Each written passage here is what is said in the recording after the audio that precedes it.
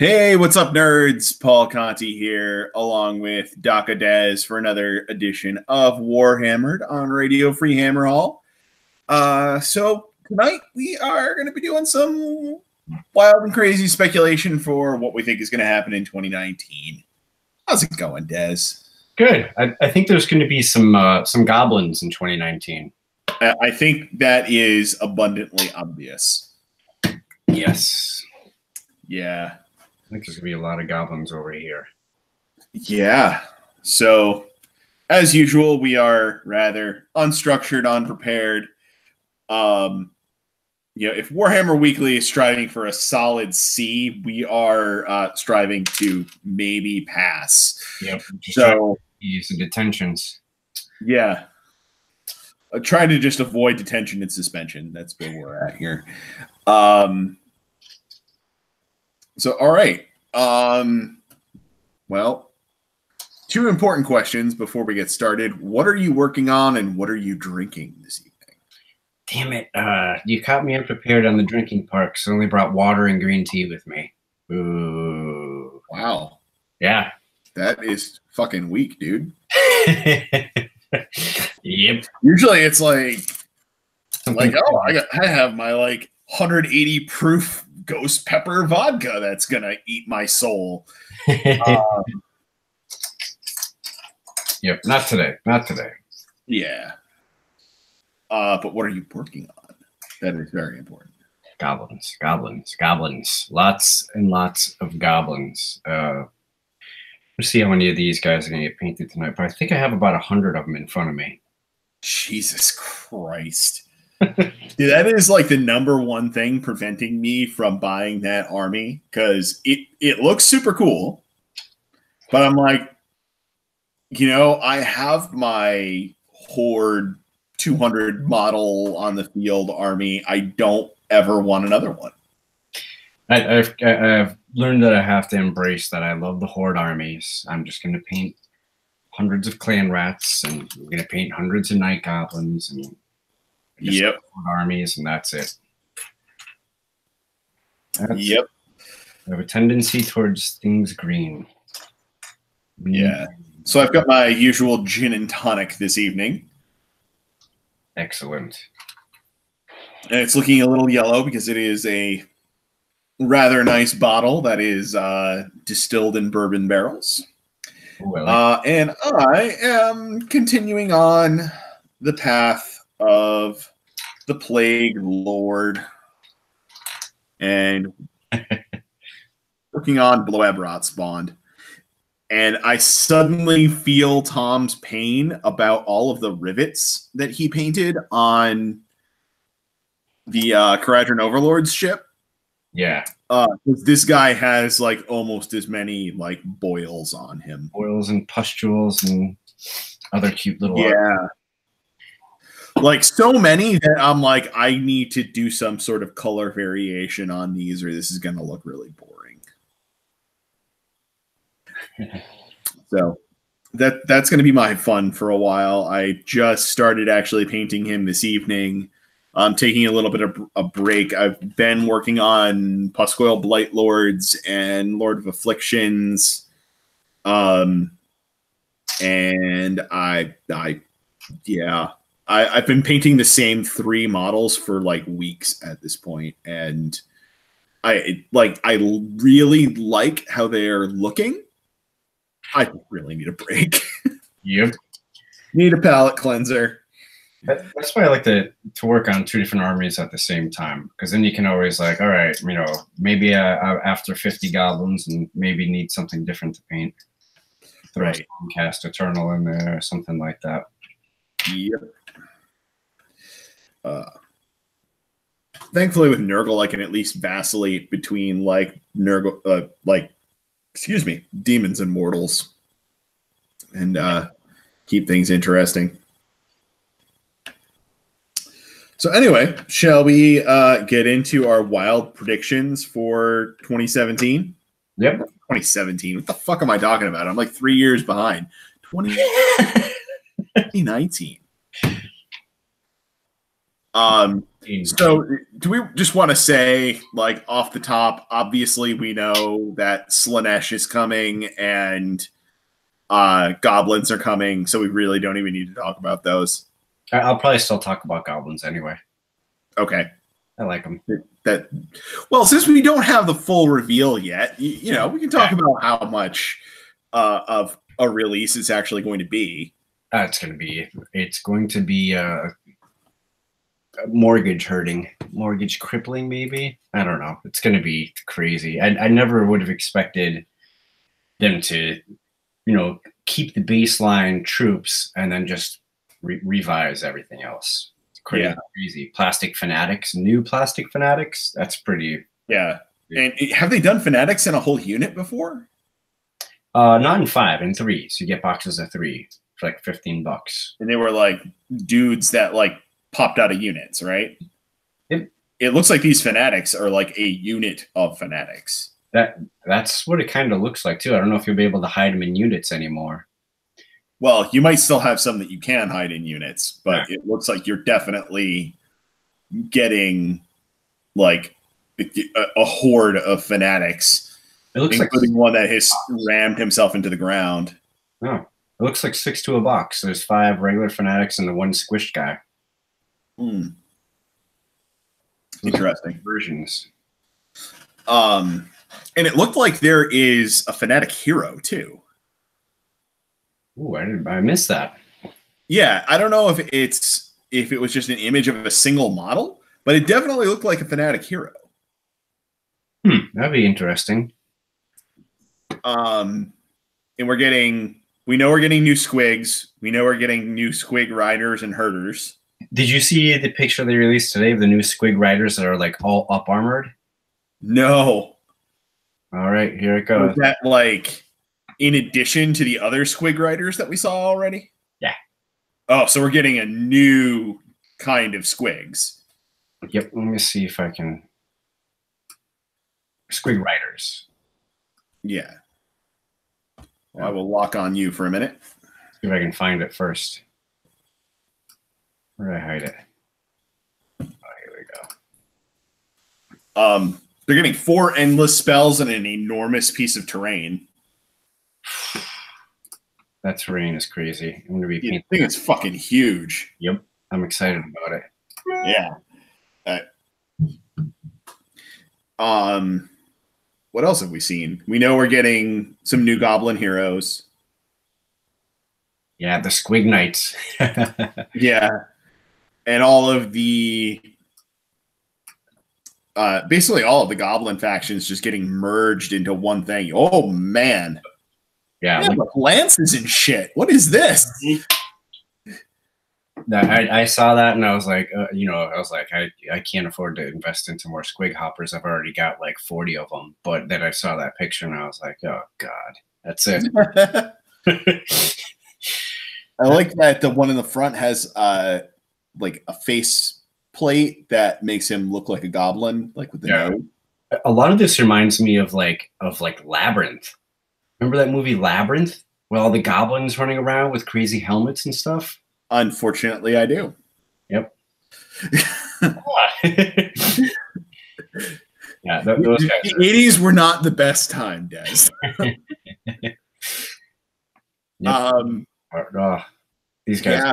So goblins look awesome. Realistically, like the only thing preventing me from like going in on this army is I don't want to paint like 1 million goblins.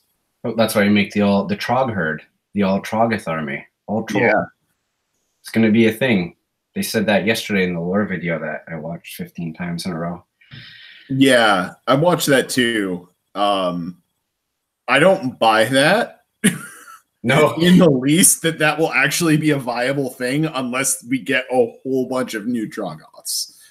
Well, that's what it looks like we might be getting. It looks like there's, I don't know, maybe 1 or 2 different styles. We'll see. Yeah. Yeah. So anything else that you're predicting that is going to come out of these goblins?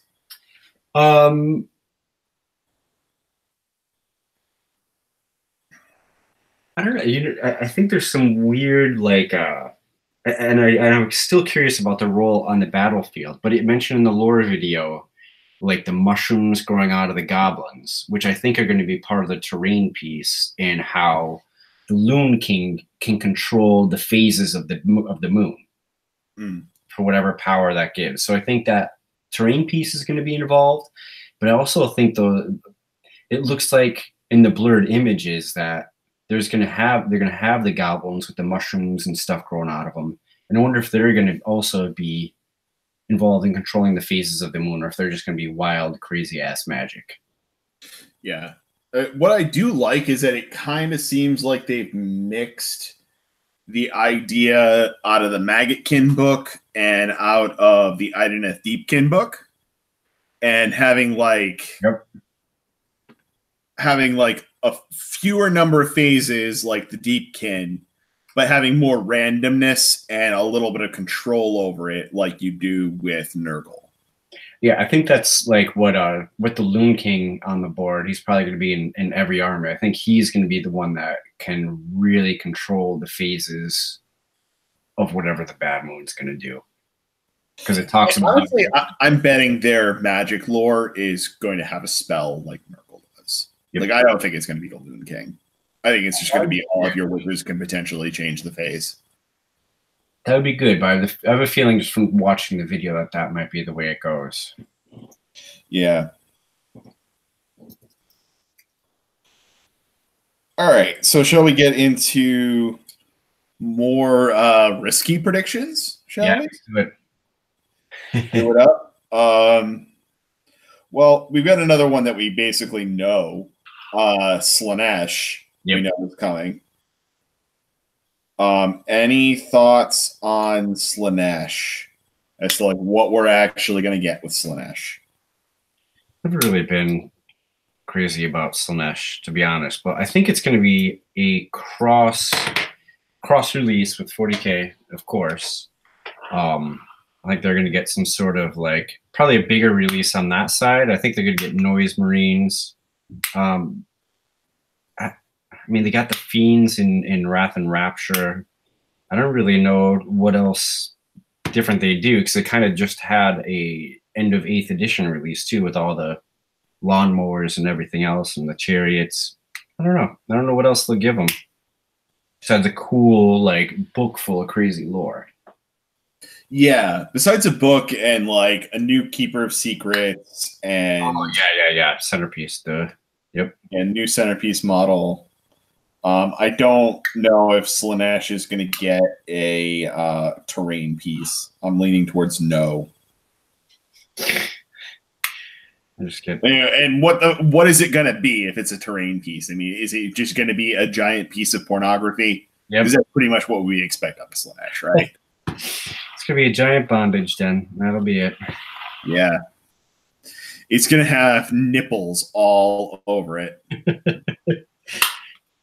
Yeah, I don't think it's Slaanesh is going to be that big of a release. It'll be a cool revitalization, but I'm not sure how far GW is going to go into it. But I felt the same way about the Goblins. I thought the Goblins would get a nice, neat little book, maybe some updated models from Finecast, but they're going all out. Maybe they will go all out with Slaanesh. Who knows? I feel like because they're going so all out with Goblins, I think that's an indication that they will not be going as all out with Slaanesh. Mm-hmm. Like they only have so many sculptors on staff. Yep. You know, that is a strong indication that it'll be a smaller release. I think, and right after that, hot on the heels, as I've seen upon the internet, we're probably looking at a Skaven book, which is much sooner, like spring, which is much sooner than I would have ever expected it. But it's apparently going to be like a Legions of Nagash type of book where it combines all the clans and does all that sort of fun stuff. Yeah, I think that's what Skaven really needs to be functional. But I think my general prediction, and I will write this down as my first general prediction about 2019, is we're going to get more books like Beasts of Chaos. Yeah, who do you think that's going to entail for? You know, we already talked about that happening for Skaven. Who else do you think it would happen for? I think we'll get that with Slaves to Darkness and Everchosen and Dark Oath. I think all of that stuff, maybe some other miscellaneous things, will be a relatively easy release. Just kind of neatening up all of that stuff, making Archeon make sense in an army. Yeah. Making the Baron Guard make sense in an army. I would love for them to really have a great year revising those books and putting out all new stuff, especially Skaven. I hate to see Skaven right after MoonClan though. Yeah, I mean, I haven't seen any rumors about Skaven personally, so I don't really have a feeling on it. I saw March to be specific. Really, someone said specifically March. Yep, features in the Gash style Skaven book. Interesting. Well, yeah, I just want. I would be excited to see it because although I don't play Skaven, I do like them, and I'd be happy to see all of the people that like them get more goodies. And I feel like they're a faction that deserves the attention. Yep. They're like, goblins. Who doesn't love goblins and who doesn't love Skaven? Yeah. But I think over time, what we're going to get is all of those ghettoized factions that we had. Fix them. They're going to fix them all. Like, we're going to get, I think your key indications are going to be what was in the Path to Glory book. Like how those factions are aligned in the Path to Glory book. Yep. And how factions are getting reorganized on the website. Yeah. Yep. I think those two things. And the other thing is if there's any indications in the lore section of the core book, I think that may be a signal as well. Yes. So I think what I would expect is, very much for Order, what I think we're eventually going to get is probably one book that is all of the vanilla forces of the mortal realms.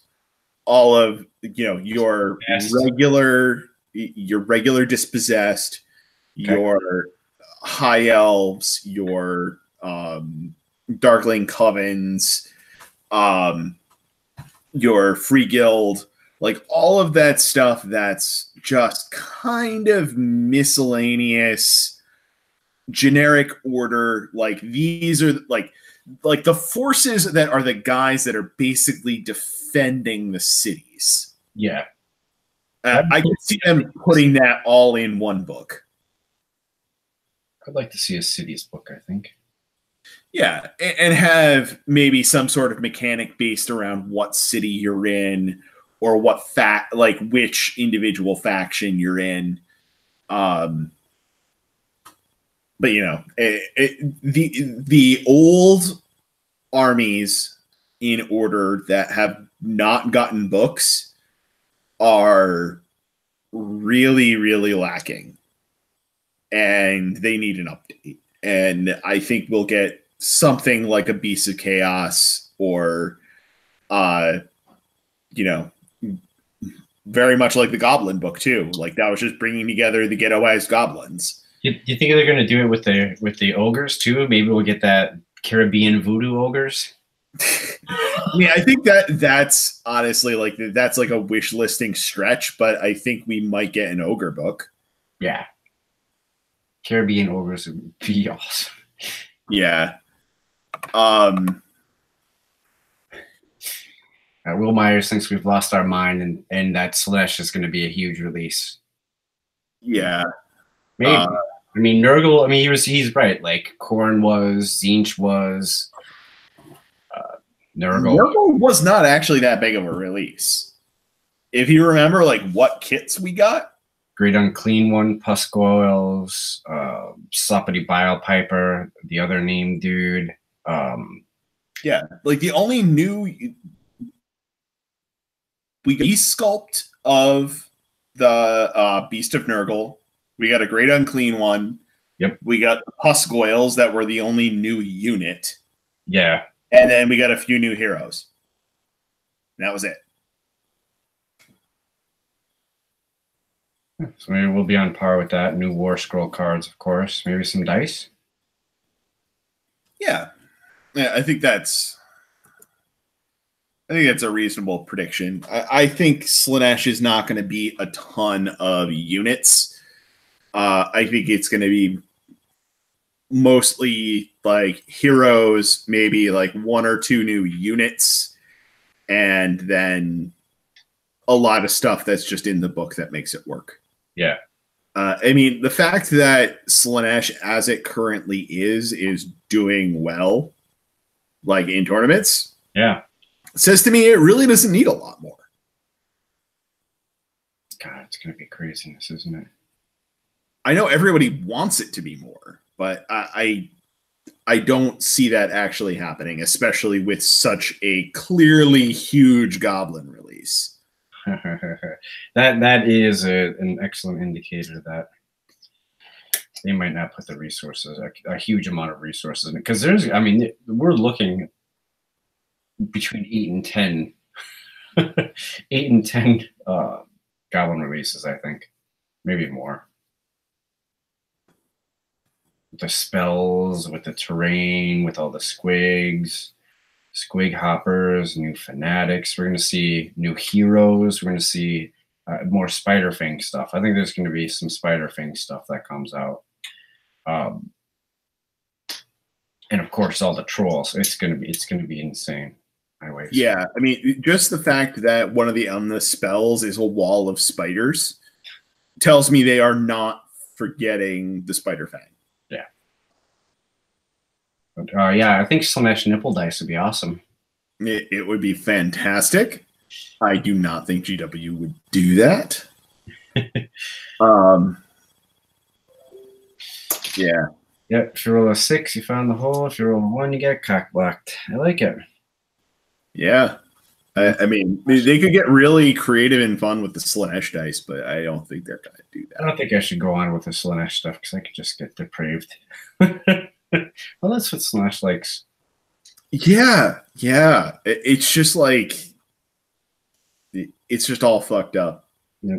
I think it's funny. There seems to be a lot of people like in our local meta. I don't know if you know everybody but there seems to be a lot of people that really like Slaanesh around this area. Yeah.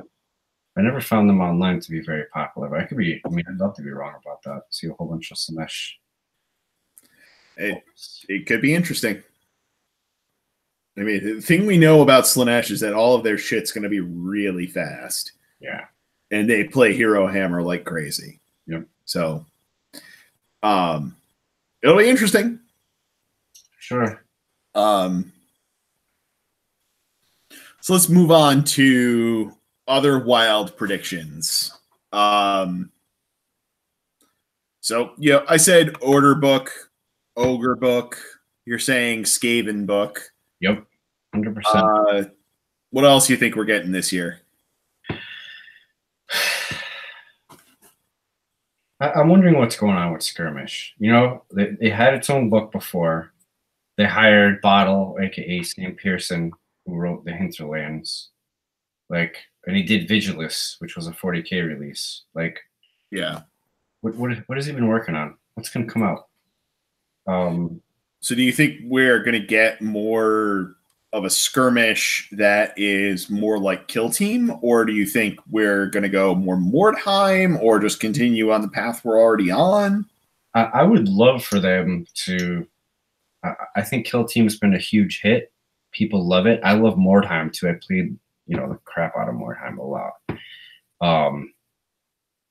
I don't know if they can fuse the two together. Maybe they'll even put the Mordheim label on it. Who really knows? Because Kill Team looks nothing like it did when it came out in 3rd edition. So be able to put the Warheim label on it instead of calling it skirmish and release that. But I think that maybe the skirmish rules that are going to be in next month's White Dwarf are just what's the word I'm looking for? A big patch test. Or a teaser, maybe. Yep. Yeah, I mean, definitely possible. I think we're getting something with skirmish. I just cannot put my finger on what exactly it's going to be yet. Yeah. And then again, I can't imagine them really copying Kill Team to the letter and being able to like say, "Holy shit, we just printed money with Kill Team. We need to react immediately with Age of Sigmar." I can't see them being able to react that fast. So who knows? Well, I mean, they did react pretty fast, or not react, but they moved pretty fast with Age of Sigmar into 40K 8th edition.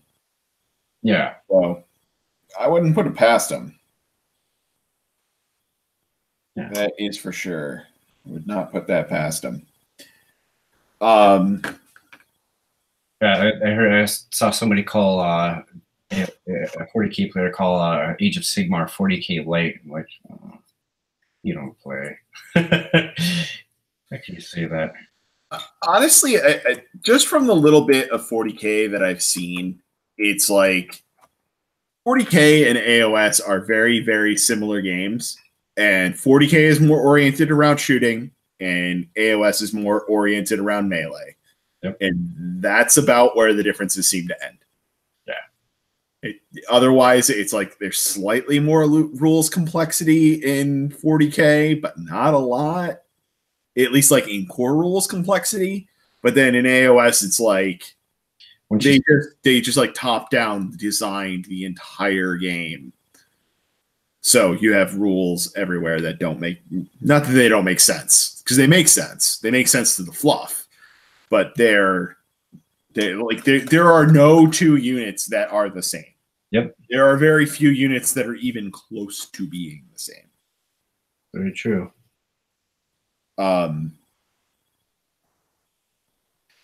Yeah. So that's just my general feeling. You ready for me to throw out a curveball that I don't think anybody else is expecting, and I have mentioned to a couple of people, and they have said no fucking way? Space Gaven. I think we're getting a new Khorne book. We're getting the Wrath and Rapture box. Yeah. Stormcast got a new book for AOS 2. Khorne was the launch faction with AOS. I mean, and with our boxes, with our box last year, it was Stormcast and Legions of Nagash. And we got both books right away. Yeah.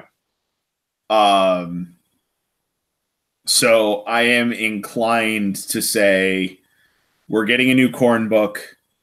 They're throwing a lot of errata and FAQ at Khorne right now. Yeah.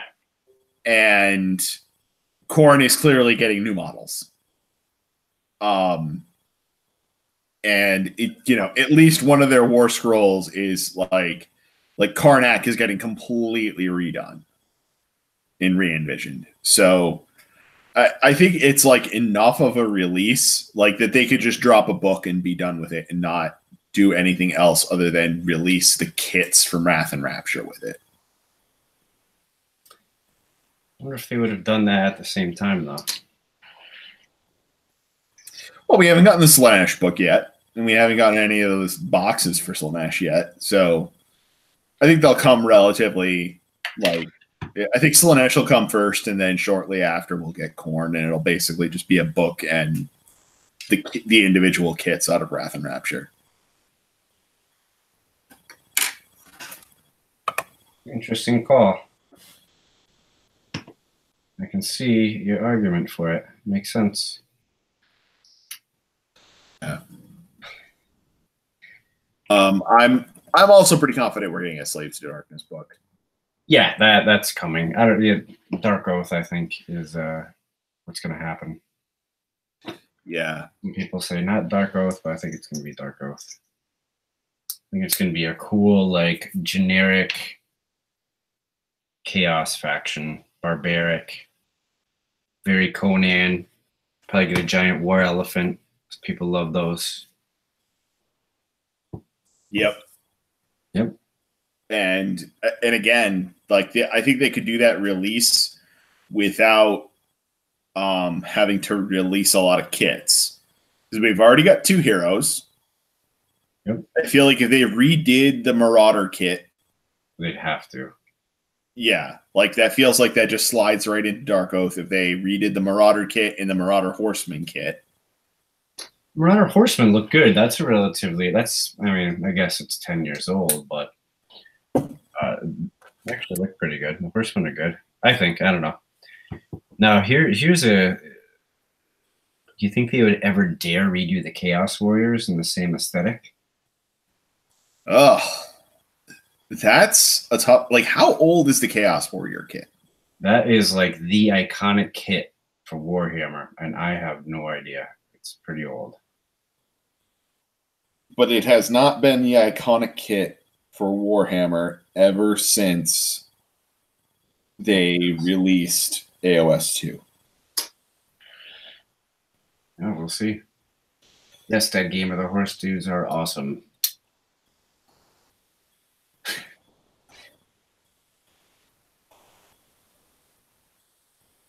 This dude is just so veiny and so full of warts and pus and Jesus Christ.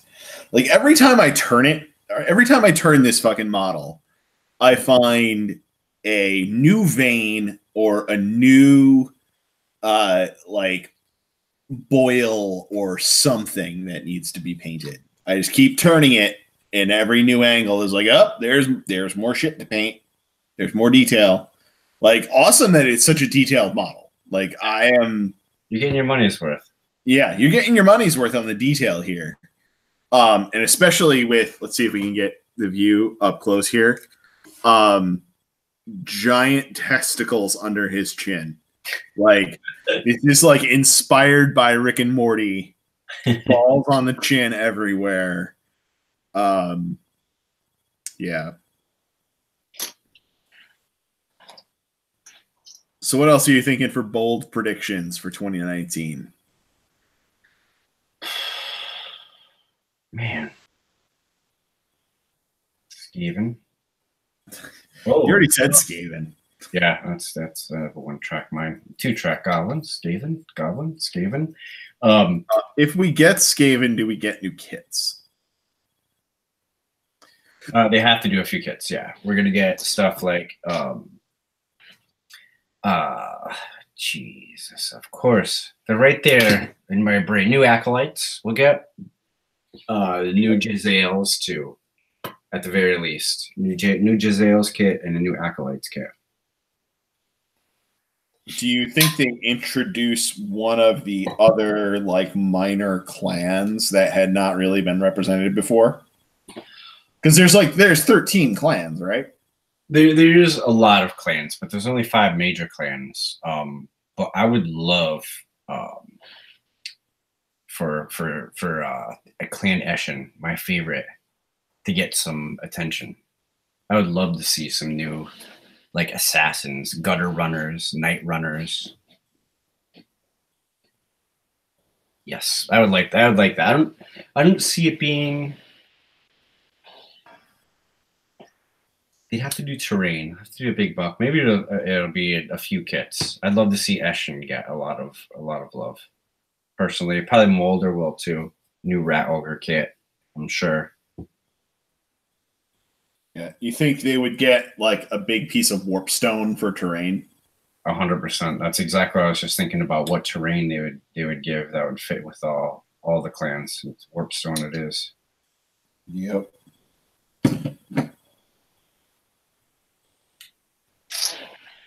Yeah, my other big prediction, I've been thinking about, kind of a weird thought. That Kharadron Overlords book is a mess. Just a mess. Yeah. What if they roll that into the General's Handbook 2019? Think they would update it there like they did with like Fire Slayers and stuff like that? I mean, isn't there just too much crap in there? Like that would be a lot of much. It might be too much for them to really not redo another book. Yeah.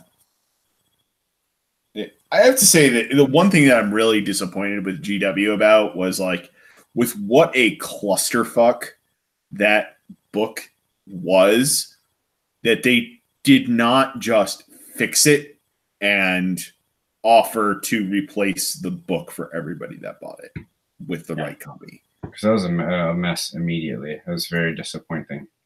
Yeah. I really went into that army and it's just in boxes now, collecting dust. All the stuff I painted is just sitting there. Yeah. And that's just really disappointing for a lot of people. And I think that was just kind of like a not cool approach that they took to how they addressed it. There's like, oh, here's an FAQ and some errata and some changed war scrolls. Have fun, guys. I don't know. I need 3,000 different pieces of documentation to play my army. Cool. Thanks. Yeah, I thought that was not the best. Not the best business way to handle that. Well, I mean, either maybe we'll see something eroded, who knows, or maybe they put out. Maybe they've been sitting on more stuff for that army, and they're going to put out a new book and some new kits. Well, supposedly we're getting a Shadespire crew. Yeah, that's what I saw. Which is funny because the Thunderers kit already kind of reads like a Shadespire crew. Yeah. So like it would just be hilarious to me if it was like a special unit of Thunderers. That would just be further fuck you from GW about KO. Oh, poor KO. Yeah. Poor sad KO. I genuinely feel bad for all the people that really like went hard into that army. It got the nerf bat so hard. Yep. And it I don't know, and undeservingly. Did not need to swing that hard. Yeah. Hopefully with GHB 2019, they'll adjust the points again and stuff will be okay. Yeah. Yeah, they did some adjustments and they didn't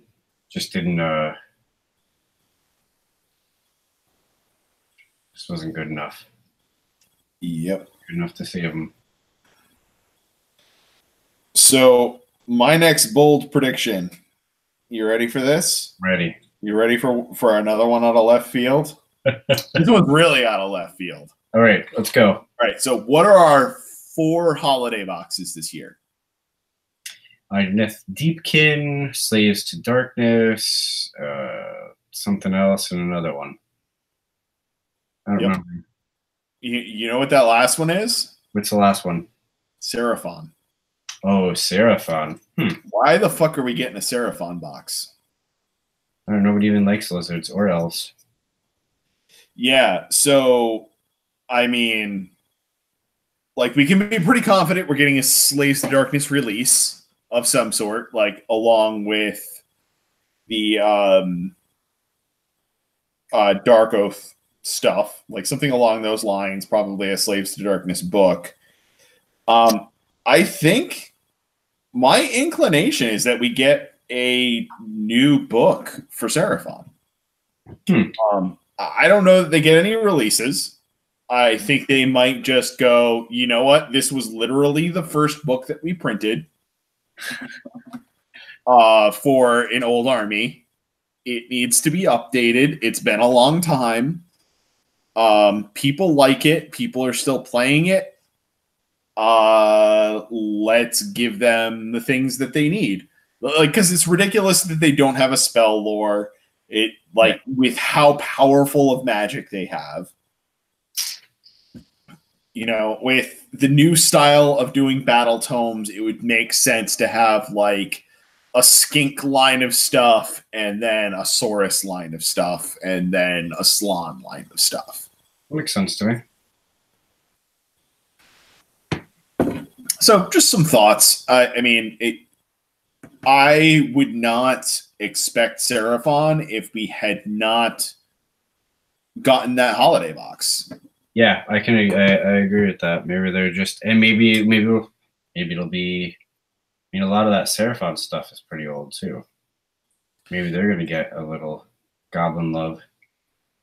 Maybe they get some new kits for stuff, but my inclination is we're not going to get new kits. I think we're just. I feel like this is going to be the year of like new books for a lot of stuff without necessarily throwing a lot of kits in with it.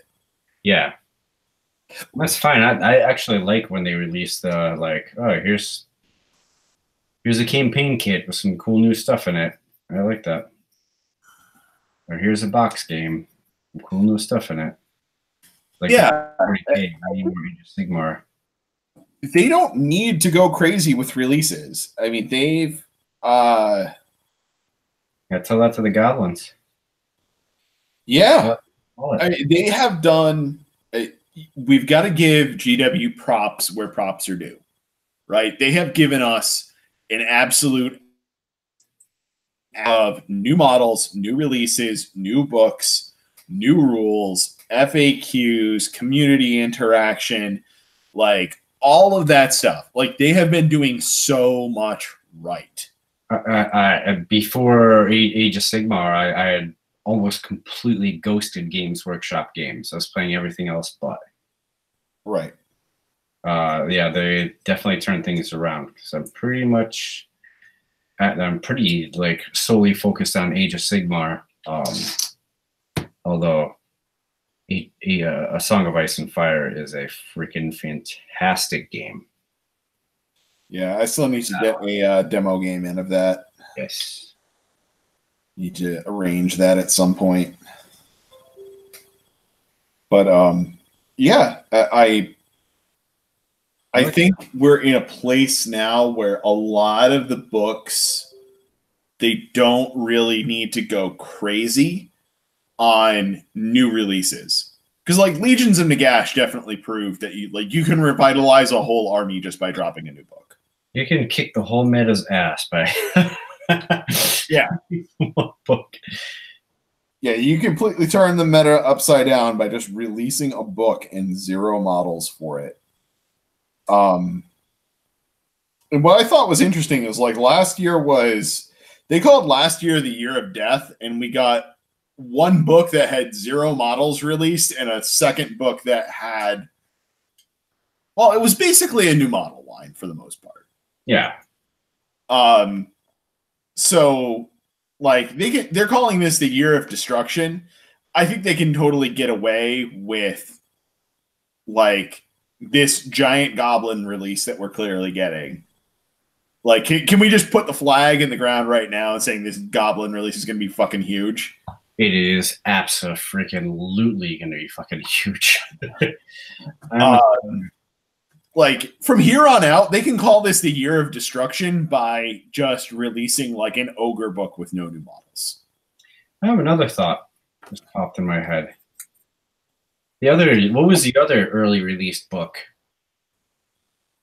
Ironjaws. Yeah. Ironjaws could easily get a new book. They're a very popular army. They're an army played by people at Games Workshop that write rules and stuff. My second thought behind this is I had heard rumors that there was more kits to be coming. So, I mean, this would be a good year for them to release that, no? Yeah. I mean, I think Ironjaws are in a good place. I don't think they need more kits necessarily, just by the nature of what that force is. Mm-hmm. But,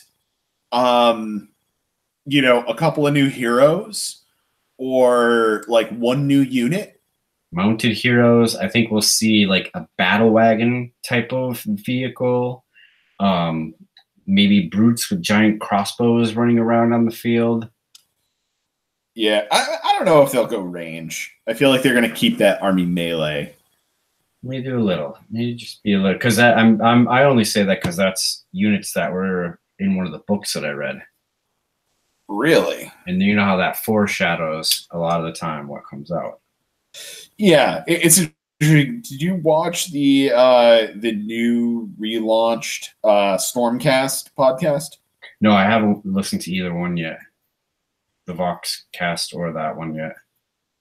So I started listening to it today, and they were really talking about how Age of Sigmar is totally top-down designed. That it is all about going with what an army feels like, what they want it to look like, what they want the fluff to be like, and like they get the preliminary like the preliminary versions of all the models that the model team creates, and then they write rules. Right. So that I think is very interesting that they're taking that approach to it. So it's like I feel like we need to start thinking of this like in our predictions in terms of model releases is like what models do you think that they want to create and what model fill in holes, things that were in books that have been mentioned that haven't been brought in yet. The battle wagons and the ballistas. Yep.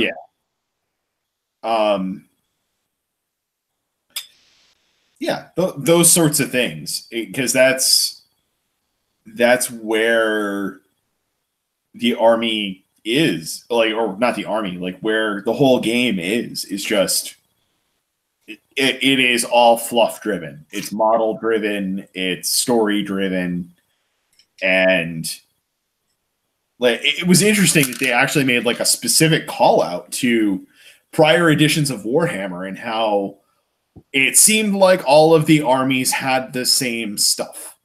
Like everybody had a light cavalry, everybody had a fast cavalry, everybody had a heavy cavalry, everybody had a shooting unit, everybody had spearmen, everybody had a swordsman unit. It was just like it was very samey from army to army of what kind of units were there. And they're like, yeah, when we started doing Age of Sigmar, we wanted to totally get rid of that whole idea because it was terrible. Yeah. Yeah, that's a good idea to get rid of that. Yep. And there's very little in Age of Sigmar that is similar. Although I will say, in order anyway, Free Guild Great Swords, Swordmasters in High Elves, whatever faction of High Elves they're in. I think Bleak Swords, if I'm remembering correctly. There's some Dark Elf unit.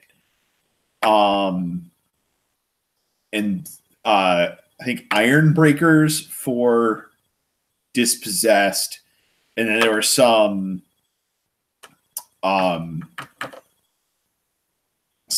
Wood Elf unit that they were all virtually the same profile. They're like 2 attacks each, 4-up save, 3-up, rend 1 damage.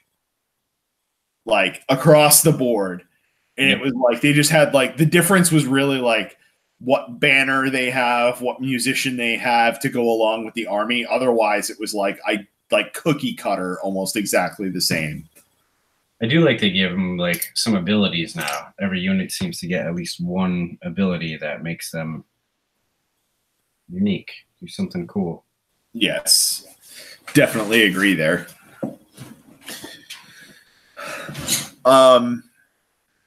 So it seems like we're going to keep getting Shadespire crews. Or not Shadespire, Underworlds now. Underworlds, whatever. Yeah. That's another like game that's pretty good too. I like it. It's fun. Yeah, I still haven't played it. at all, and I feel like I should. But what do you think we might get out of that for AOS? Like, what new crews are you expecting? I mean, we've already seen the new troll crew, the Trogoth crew with the cool bat squig and the stalagmite and the stalactite. We think we're going to get some KO crews. That's an interesting thing to think about, because it would be kind of fun to see them do like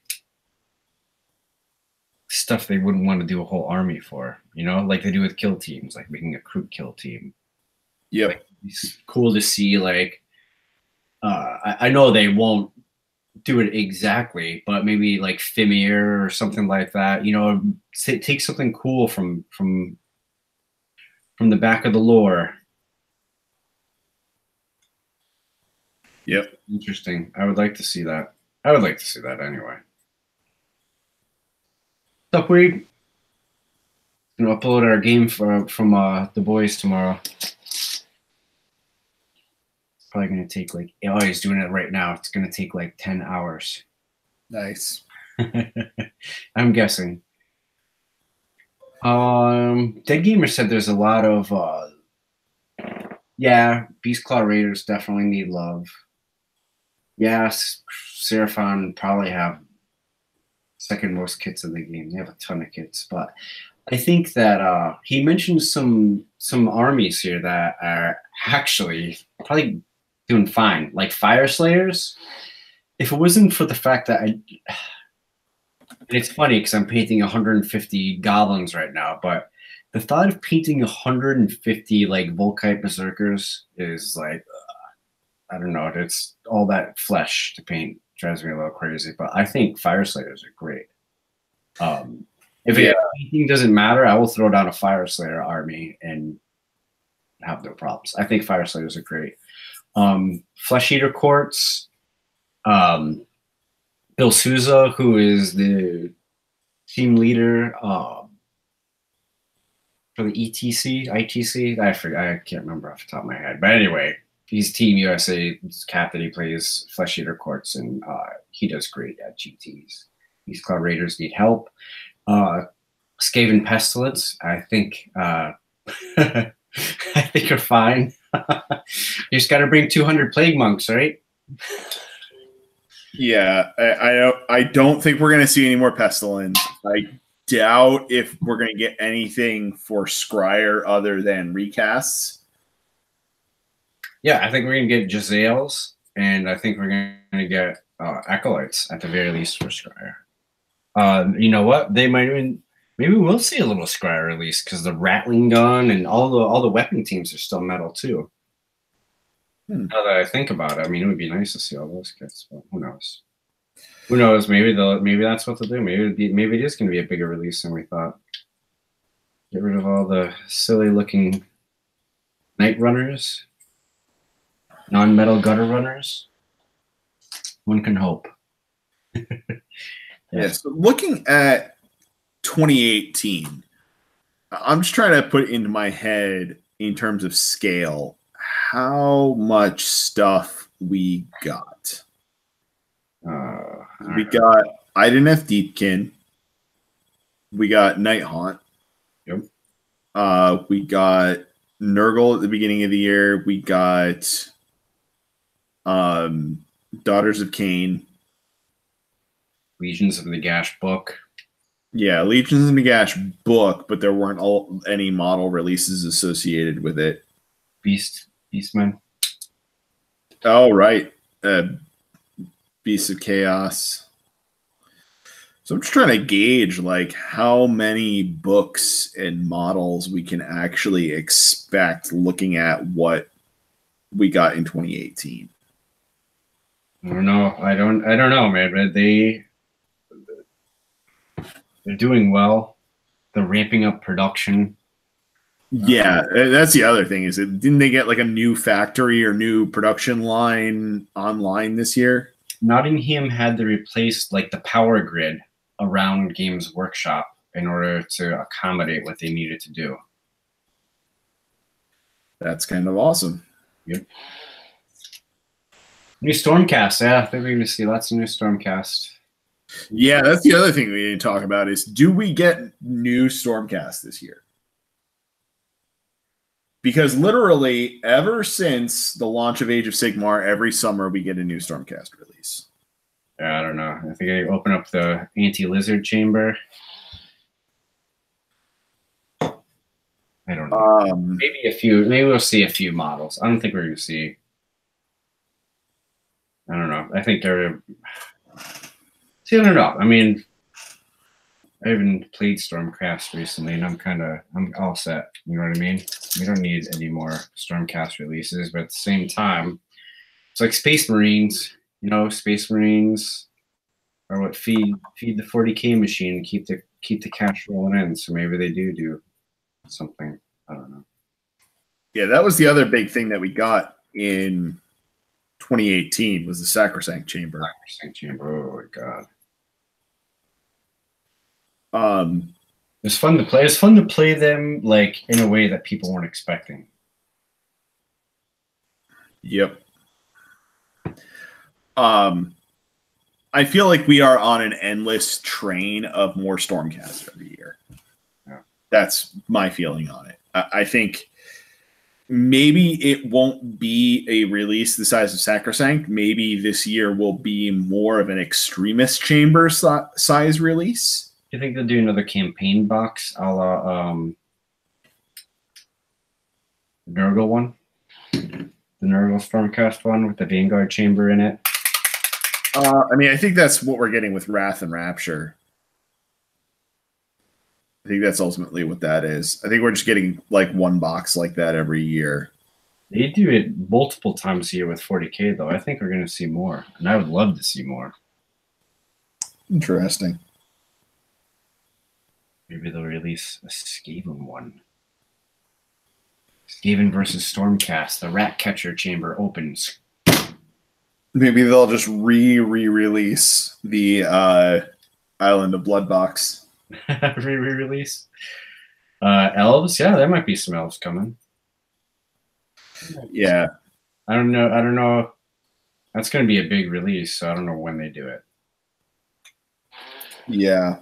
And we got 2 elf releases last year, so my spidey senses tell me they're probably done with elves for a little while. Yeah, for the next maybe half a year or so. Yeah, at least. So what do you think, rumors or wish listing that you've heard around us that you think is definitely not happening? Definitely not happening. I think the Skaven's happening. But that's not what you asked me. I don't know. I can't think of anything off the top of my head. What do you think? Do you have any examples of stuff you think is not going to happen that you thought might? I don't think we're getting angel elves. No? Not happening. People like that idea. Yep. People do like that idea. We got 2 elf releases last year. That's true. But do you think it's just that particular type of elf is not going to happen, or just not this year? I think it's not this year. I think that's going to be something further out in the future. That's maybe 2020. I think it's a good call because people love the aesthetic of the elves, the prosecutors. If they're a little better, I'm sure more people play them. I think people love like Sisters of Battle from 40K. They love all the canonists and all the other wing stuff. So I think they might have a hit on their hands if they can fly, be real fast, probably hit first in combat. We're all gonna hate it. Like 8th edition all over again. Yeah, and I think that's probably the big thing that would give them problems with all of the old like high elf stuff. It's like, how do you reinterpret like the elven speed in a way that isn't always strikes first? Yeah, they do it a little bit, and isn't, but it's only one turn of the game. Yeah, I don't know. Maybe they do a 40k style where if the unit charges, it can fight first. Yeah, I mean, I think that might be a reasonable rule. Can't get charged. That's all. It's easy. You can avoid that flying army, right? Yeah, absolutely. I know I would love to not have any more all-flying armies. That would be super. I am not a fan of Night Haunt just for that reason. It's like that the whole friggin' thing flies, and that makes it very, very difficult to deal with. And it's not just flies, it all flies and moves far. Yeah, it all has good movement, right? Like the Banshees are 8-inch movement. Yeah, so no matter what you do, faster. Your opponent's guys are faster than you, and they jump over you. So that sucks hard. I'm not a fan of that.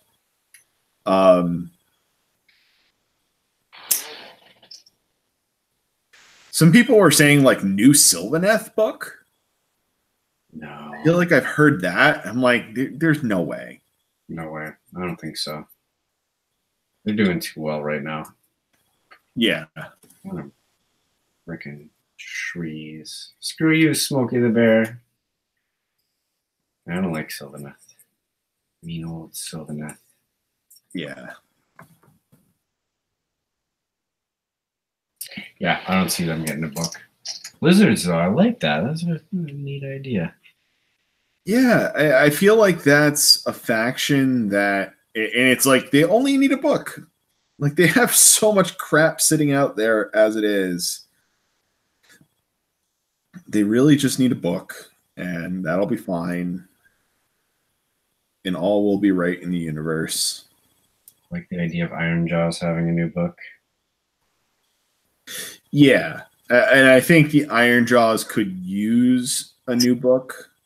Just to get him out of General's Handbook all the time. You know what I mean? Yeah. Yeah, I mean, they need to just stop getting new battalions in the General's Handbook and give them a new friggin' book. It's like they keep really wanting to give them a new book, and they're like, I guess we can just throw this in the General's Handbook. Yeah, give me 3 pages. I'm done. Yeah, it's tough. I mean, it's tough to... Like, I know KO need a new book, but the thought of like, all right, shell out another $50 or whatever. It's like, ugh, that book? Fine. Yeah, I'm...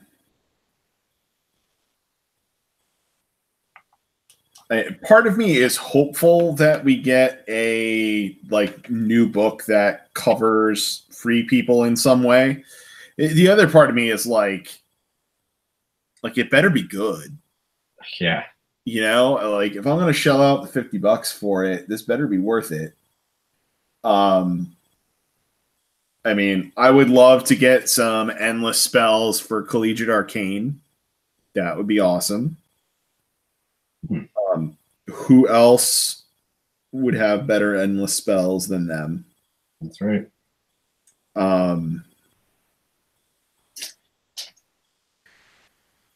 Yeah, I don't know. It seems like there is just so much opportunity out there for a lot of factions, and it's just like when is it going to happen?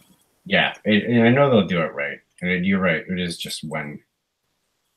Yeah, I think that the precedent they seem to be setting is we're unghettoizing all of these factions. Yeah. They did it with Death. They did it with Beasts of Chaos. Now they're doing it with Goblins. And I think they really were like, we could do all this cool stuff, you know? And then they're like, oh, God, what have we done? Right. Yeah, and I think it was a good chunk of just unforeseen consequences of what they did early on in Age of Sigmar. Yep. And then they just didn't ever really fix. Because back before the first General's Handbook, it didn't matter. That's like all the keywords meant was like who could benefit from like different buffs and different command abilities and things like that. Like that's the only thing that really mattered. So they could just like go scattershot and get away as everything and it would be fine. Once they introduced allegiance abilities and all of those keywords mattering more than just like who gets your buffs, it started to matter a lot more. And I think they were stuck, and they still are to a certain extent, stuck with the unforeseen consequences of early decisions that they just did not have the foresight to see what they were going to do with it. Yep. I'm glad we saw a little preview of them collapsing those menus. Yeah, maybe we'll see a lot more of that. Maybe we'll see that keywords readjusted in the General's Handbook this year, if not in books. Yeah, keyword readjustments I'm not sure about.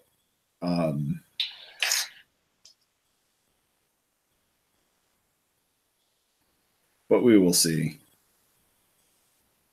So while we're on, we obviously know we're getting a General's Handbook 2019 at some point. Mm-hmm. Anything interesting you think is going to be in there? I think Quadrant Overlord's going to be in there, but I might be crazy. I think Quadrant Overlord's going to be in there. Maybe that's where we see Skirmish. Maybe it starts in White Dwarf and goes to the new General's Handbook. I don't know. Maybe Iron Jaws are out and in their own book. I'd like to see that. I'd like to see some. I don't know. I'd love to see if the Legions of Nagash style Skaven book doesn't come to be. Please give the Skaven a few battalions. Yeah. In the General's Handbook. Yeah, I feel like that would be a solid call. Like, just give them something. Throw them a bone. Yep. You know? I played them for, a couple of weeks locally, and I was doing really well. I don't think anybody really plays Skaven locally, so people were scared. It was fun. Yeah. A lot of fun. Just trigger battle shock test. That's all you got to do. Yeah, then they run. They're all gone. Bye-bye. They are known for being cowardly. Yep. Lies on that. And I feel like that's one of their things that they really need is battle shock protection, and they don't have a lot of that. Corona Command or Conquest or whatever it's called now. And Screaming Bell. Yep. That's what I was playing with to protect myself against that. And lots of models. Yeah, and just sheer weight of models to support your scheming.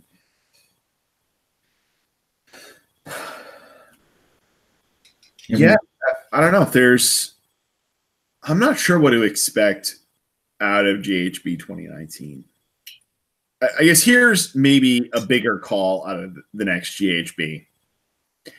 Do we get new factions getting allegiance abilities that don't currently have them?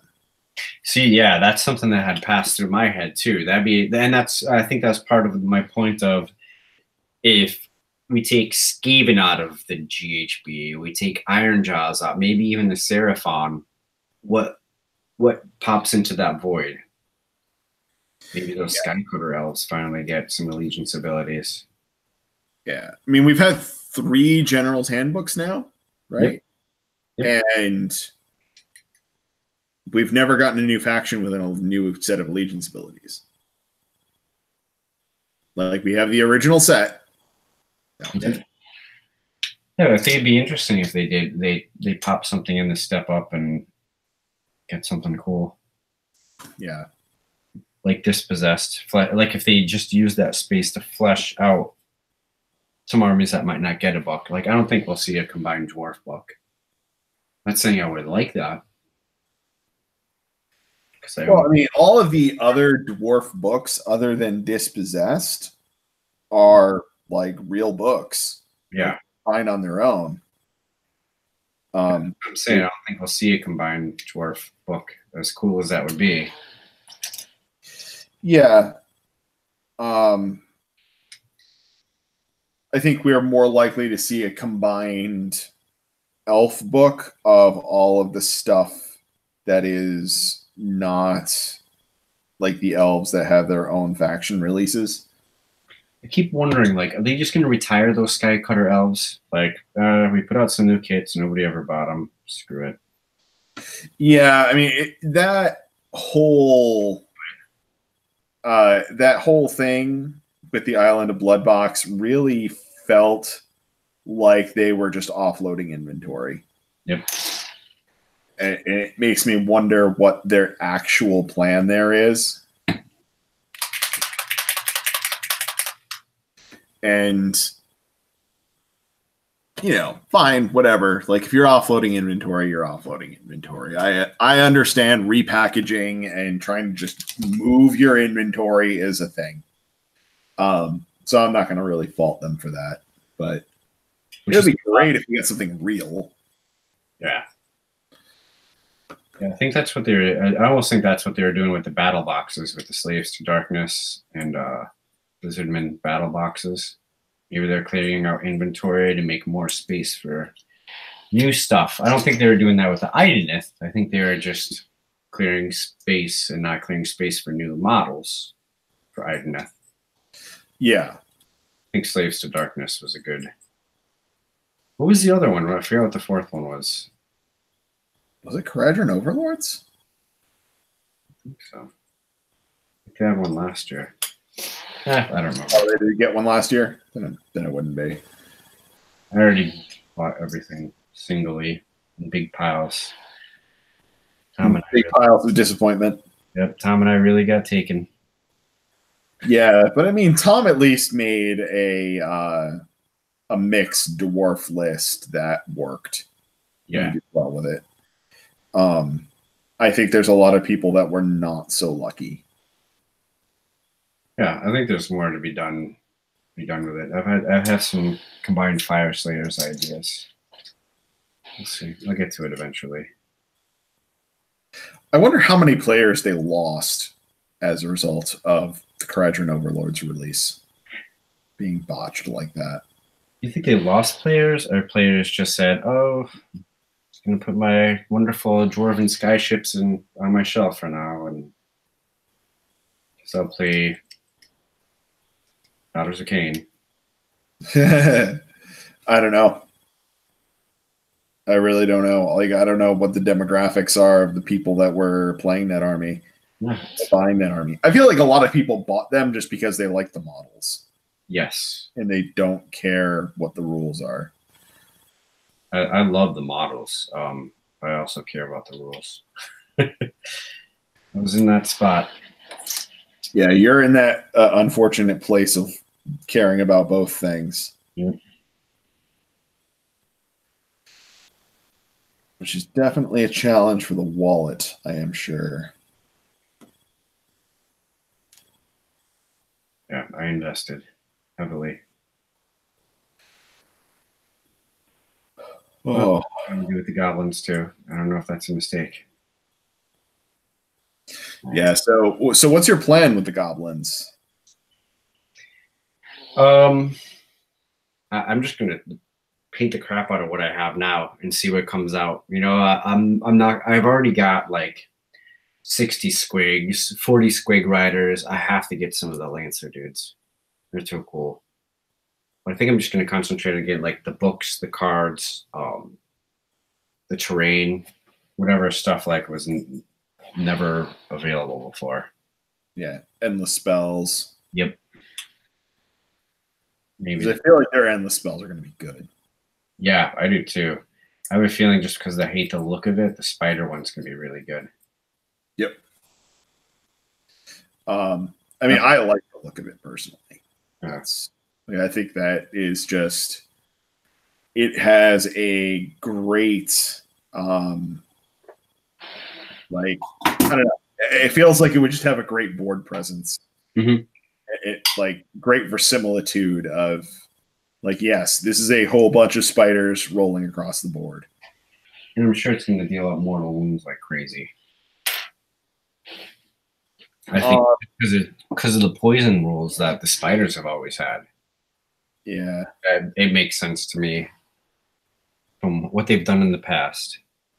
You know what would be great if it was a giant bravery bomb? Everybody's afraid of spiders. I'm scared of spiders.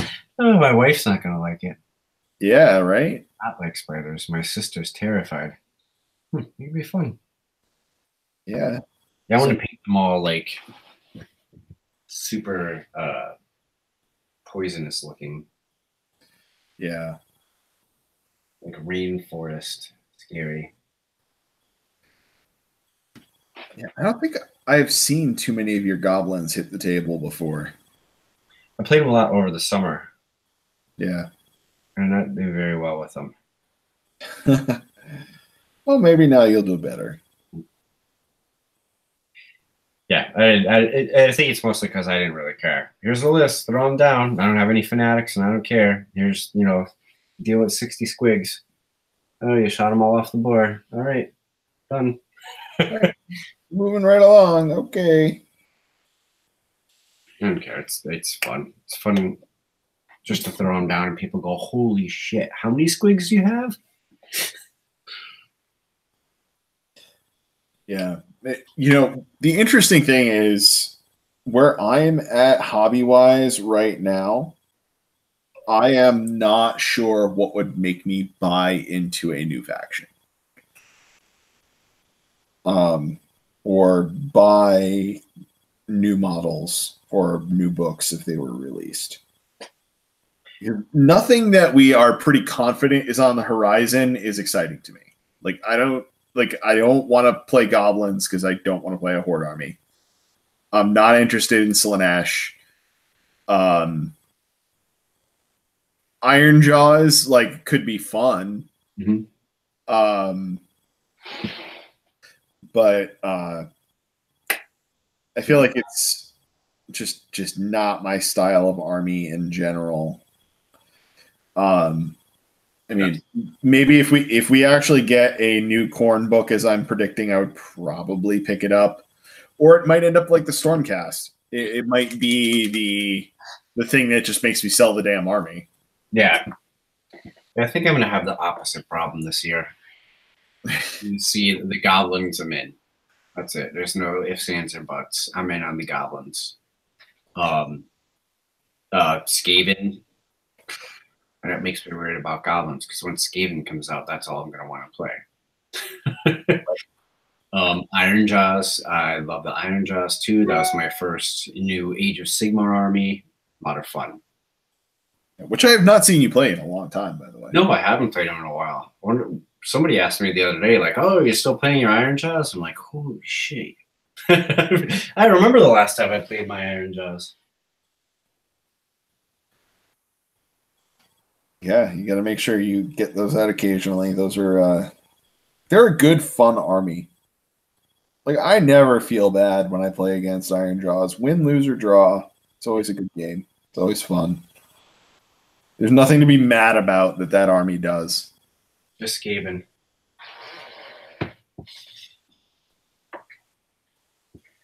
Yes, Skaven always do things to make you mad about. That's why I like it. The passive aggressive,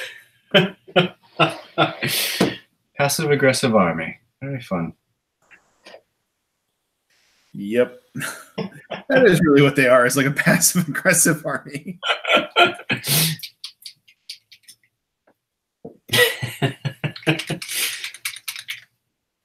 I love Skaven. That's a little sons of bitches.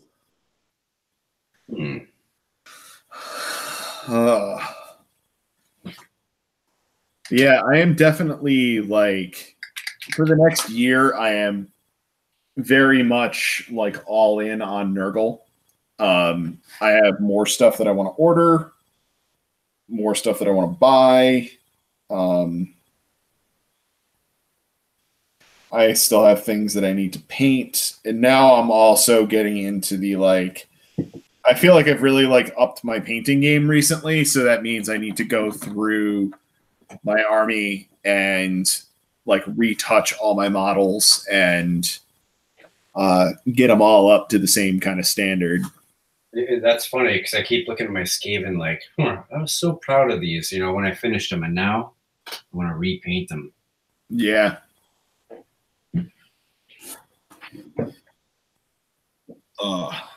Yeah. I have that same feeling with my free people. Like I look at them and I'm like disgusted by how bad the paint jobs are. And there're just so many models to paint. So many models. I just don't know what to do with them. Yep. You're so excited to crack them back open again too. But I get it. Yeah, I mean, I bring them back out occasionally and paint a few models and update a few things, and it's just such a pain. It's just not an easy army to chew through. Yep. 100%. And it's just like part of the problem is like not only is like within a unit is there so much sameness, it's like across the whole army there's so much sameness. Yep. It's just really brutal. So you have any New Year's hobby resolutions for 2019? I'm gonna finish this goblin army before I work on anything different. That's my big New Year's resolution. Is I'm gonna be careful about what I pick up, build it, paint it, play it. Pretty solid. That's really right. And as always, be a better player. Yeah. Unless there's some extreme extenuating circumstances, I'm not buying a new army this year. Yep. Just about every year since I got into Warhammer, I have bought into a new army, and I feel like I'm pretty good right now. I have my free people, then I got my Khorne, then I got my Stormcast, then I got my Nurgle, and I am in the process of getting rid of my Stormcast because I just don't like the direction the army's gone in. My Khorne has been on the shelf for a long time, so that might have to go soon too. Mm-hmm. And I've just been really digging Nurgle, and I want to just keep exploring all of the options and possibilities within that army. So that's kind of my hope too with the goblins. I hope that I want to. It's going to be tough if this game will come out. But anyway, my hopes is that I play the shit out of them for at least a year. Right. I know backwards, forwards, show up to the boys. Even though I have a horde army, and just be able to play them fast and do well. Yeah, you're gonna get some movement trays, and you'll be all set. Yep. That is definitely the key. Is for horde armies is get some movement trays, and makes your life much easier. Yeah, I'm definitely gonna have to get into that. So how are your current projects you're working on going? I've shelved the Night Haunt. I was gonna do Night Haunt because they do lots of fun tricks, but I just couldn't get it to do the tricks that I wanted it to do. You know what I mean? Yeah. I couldn't get it to play the way that I really wanted to aim towards playing. So I've decided that instead of that, I'm going to do the goblins because I love painting goblins, and I'll sit there and paint them all day. So if anybody's looking for a Night Haunt army that's still got a lot of stuff new in the box, let me know. Yeah, that's where I'm at with my Stormcast, and my Khorne might go soon too. It kind of depends on if they get a new book or not. Yeah, I brought the Stormcast out too to look through all the boxes, and I was like, I should just offload some of this, but I don't know. I decided against it, at least for now. Right.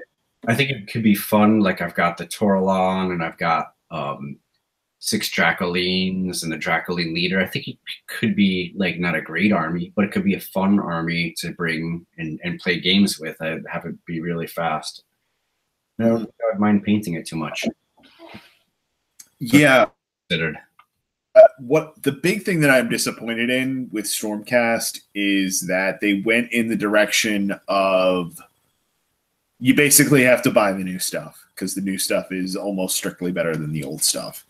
The other thing I found disappointing is I think they really screwed up battalions. The battalion. Yeah, they totally screwed their battalions hard. Yep. Which it almost felt like at first, like, oh, this is the new way we're going to do battalions, and then it wasn't. Yeah. Yeah, they're like, oh, no, that was a big mistake. Yeah, so I don't know what the deal is there. Let's see. I feel like they wanted to go in a direction, but maybe the thing is that they just are,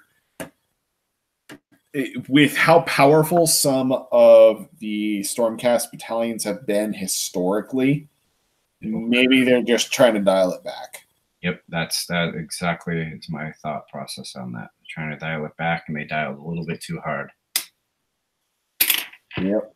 Well, what else is new? That seems to be GW's story with a lot of things. Like they can never quite get the adjustment right when something's overpowered, they tend to overcorrect.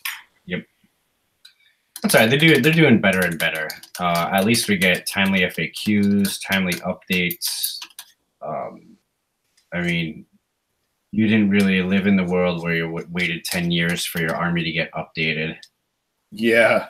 I remember sitting on my old orc codex, it was 11 years. Can we please have an update? Yeah. Yeah, speaking of that, I hope they bring back some of the stuff from the old Orcs and Goblins book into the new Goblin book. Just like some of like the feel, like the kind of comedy of it. Oh yeah, I thought you meant some of the old models, like the greenskins and stuff. I was like, I don't think they're gonna do that, but yeah, I think they will. Yeah, I mean, like rules like animosity. Yeah, I feel like that is such like an AOS rule that got left in 8th edition.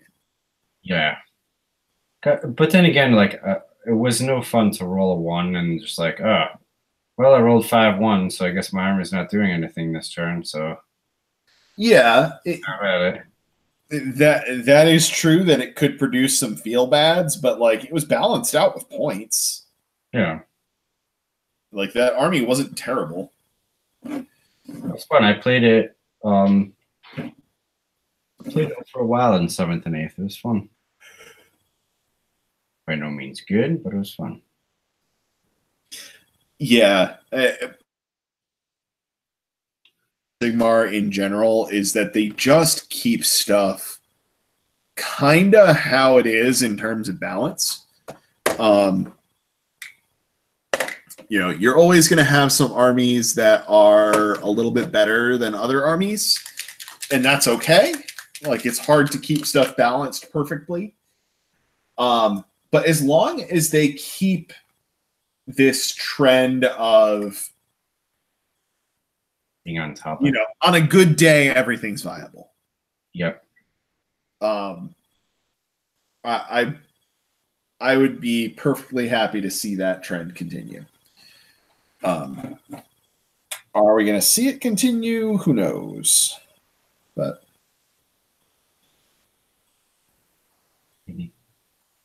hope so. Yeah. What do you think about the competitiveness of the Goblin book? Do you think it's going to be good, or Is it going to be mediocre? I think it's going to be good, to be honest with you. I think it's going to be good. I think, especially if they keep like, the -1 to hit with the netters and everything else. I think all the spore stuff is going to create clouds of -1 to hit or, -1 to wound or whatever. I think it's going to stack a lot of debuffs, especially like listening to the way they talk about the portents and the curses and everything. So Yeah. it's going to be a huge like debuff, like bring other armies down to the level of the goblins,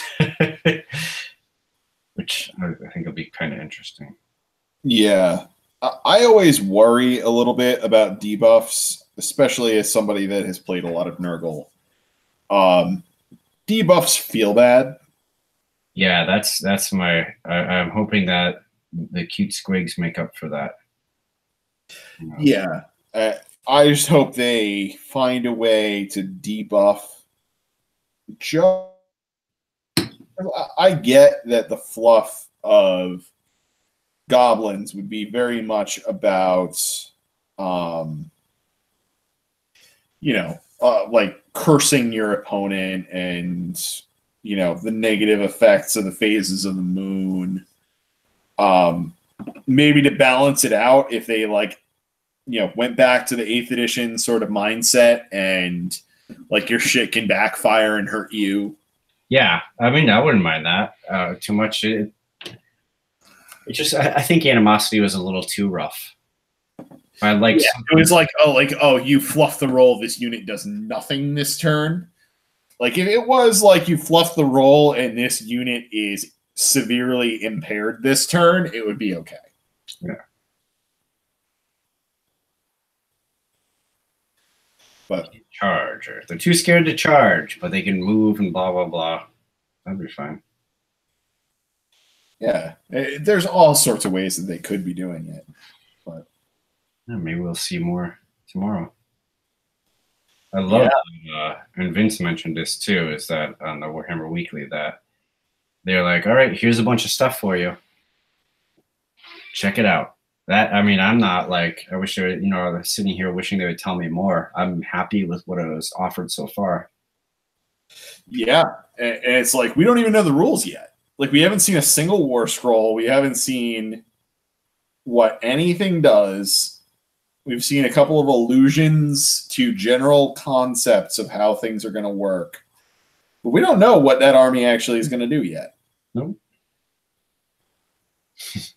Yeah, it would be pretty funny if the bad moon could affect the tides of the Deepkin. That would be awesome. Yep. Yeah, I would love that, especially because it just, like, in terms of, like, verisimilitude, it works. Yep. Because the moon impacts tides. So if they specifically screwed with Deepkin, that would be awesome. Oh, those eels would be so pissed off. Yeah. I still haven't run into a Deepkin army that I'm, like, afraid of. So. Yeah. I'd like to, though. I'd like to see what happens.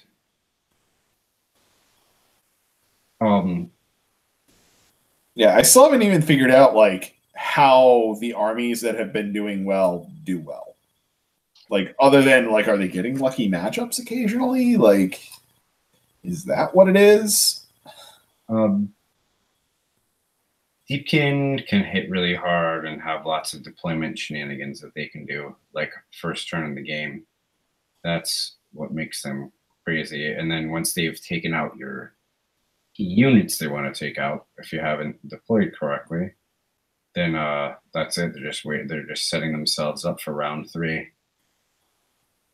Or round 2 if they reverse the tides. Yeah. Which seems to be the thing that, like, everybody I've seen playing Deepkin does. So I'm trying to remember, like, what thing in 2018 happened that we did not expect, that we didn't see coming? I didn't know. Well, we knew we were getting elves. of some kind. Yeah, but nobody That was particular brand of elves was just out of left field. yeah, nobody was expecting the actual like joked about mermen for years on end to be a real faction. I think that was huge. Yeah. And I would say like I know like Legions of the Gash blazed the trail for it. I think when people saw the Beasts of Chaos, that's right. When people saw the Beasts of Chaos book was in the same vein as the Legions of the Gash, I think people were really like, oh, they're gonna clean shit up. Yeah. That's my big prediction in general, is that they are just going to clean it all up. Yep. And I don't know if it's going to be like what the timeline is on cleaning it all up, but they are going to clean it all up eventually. I mean, if they do that sooner rather than later, which I mean, it almost looks like they are going to do after Slaanesh and Goblins. We'll see. Yeah. I think the big question is, what do they do with Order? Because there's really nothing, like if they do Skaven, then there's nothing really left, or Skaven enslaves to darkness, then there's nothing left to do in Chaos. Yeah. Death, there's really nothing left to do as it is. Destruction, they just have to resolve like ogres and the last remaining bits of orcs. Which I think they're just going to send out to pasture, to be, in my opinion. They might, or they might just like lump in like the savage orcs and the regular orcs and call it a day. Give them a new book. But the savage orcs got a book with like a spell lore and all that, right? Yeah, the Bone Splitters have have the book with everything, so I don't think they're going to combine those two. Yeah. Be interesting if they just like folded them into Iron Jaws. The puny weedy Cetra's coming back. I don't think so.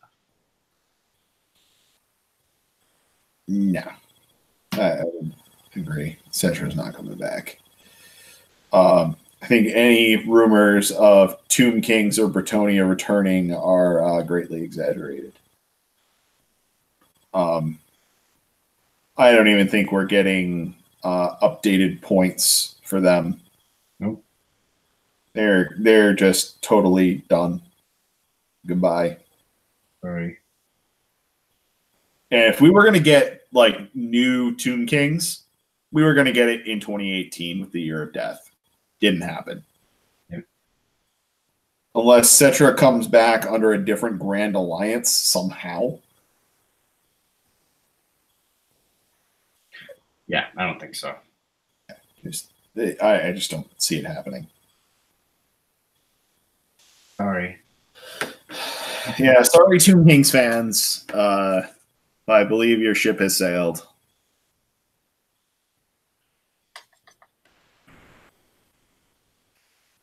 Oh, this stupid model has so much freaking little detail everywhere on it, and I just don't know what to do.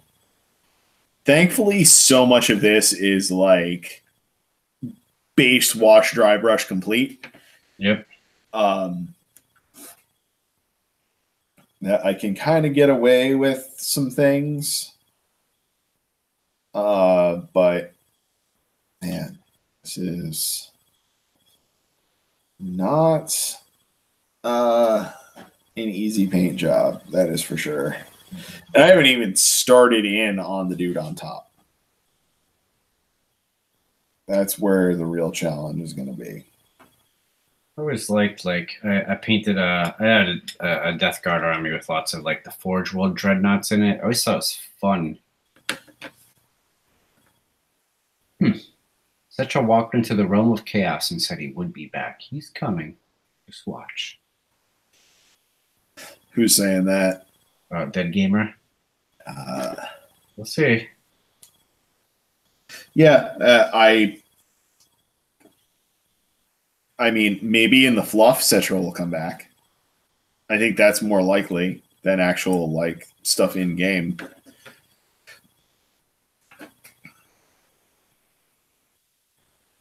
To me, like from reading and stuff, it almost seems like Neferata is the new, Tomb King in a way. I don't know. And that's just from reading books. I could be wrong. Yeah.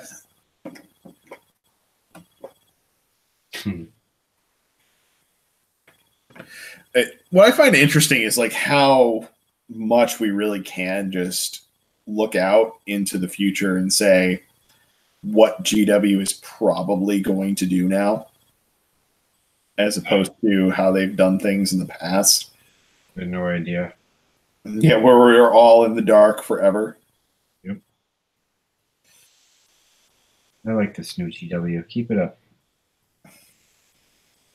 And it was literally right up to the launch of AOS. Yeah. I think they realized that shit was going tits up with AOS and they needed to like do something fast. Yes. They botched the release big time.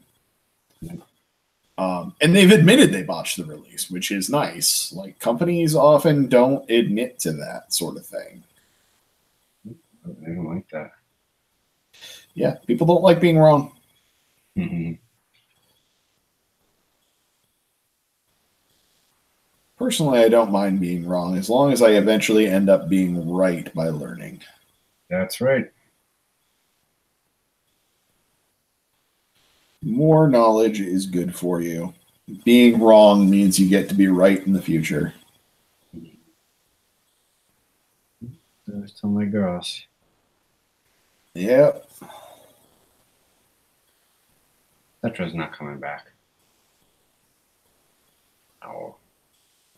Nope. No matter how much certain people want Cetra to come back, Cetra's not coming back. So let's think about, like, I have no idea. If they did bring Tomb Kings back, what would you expect?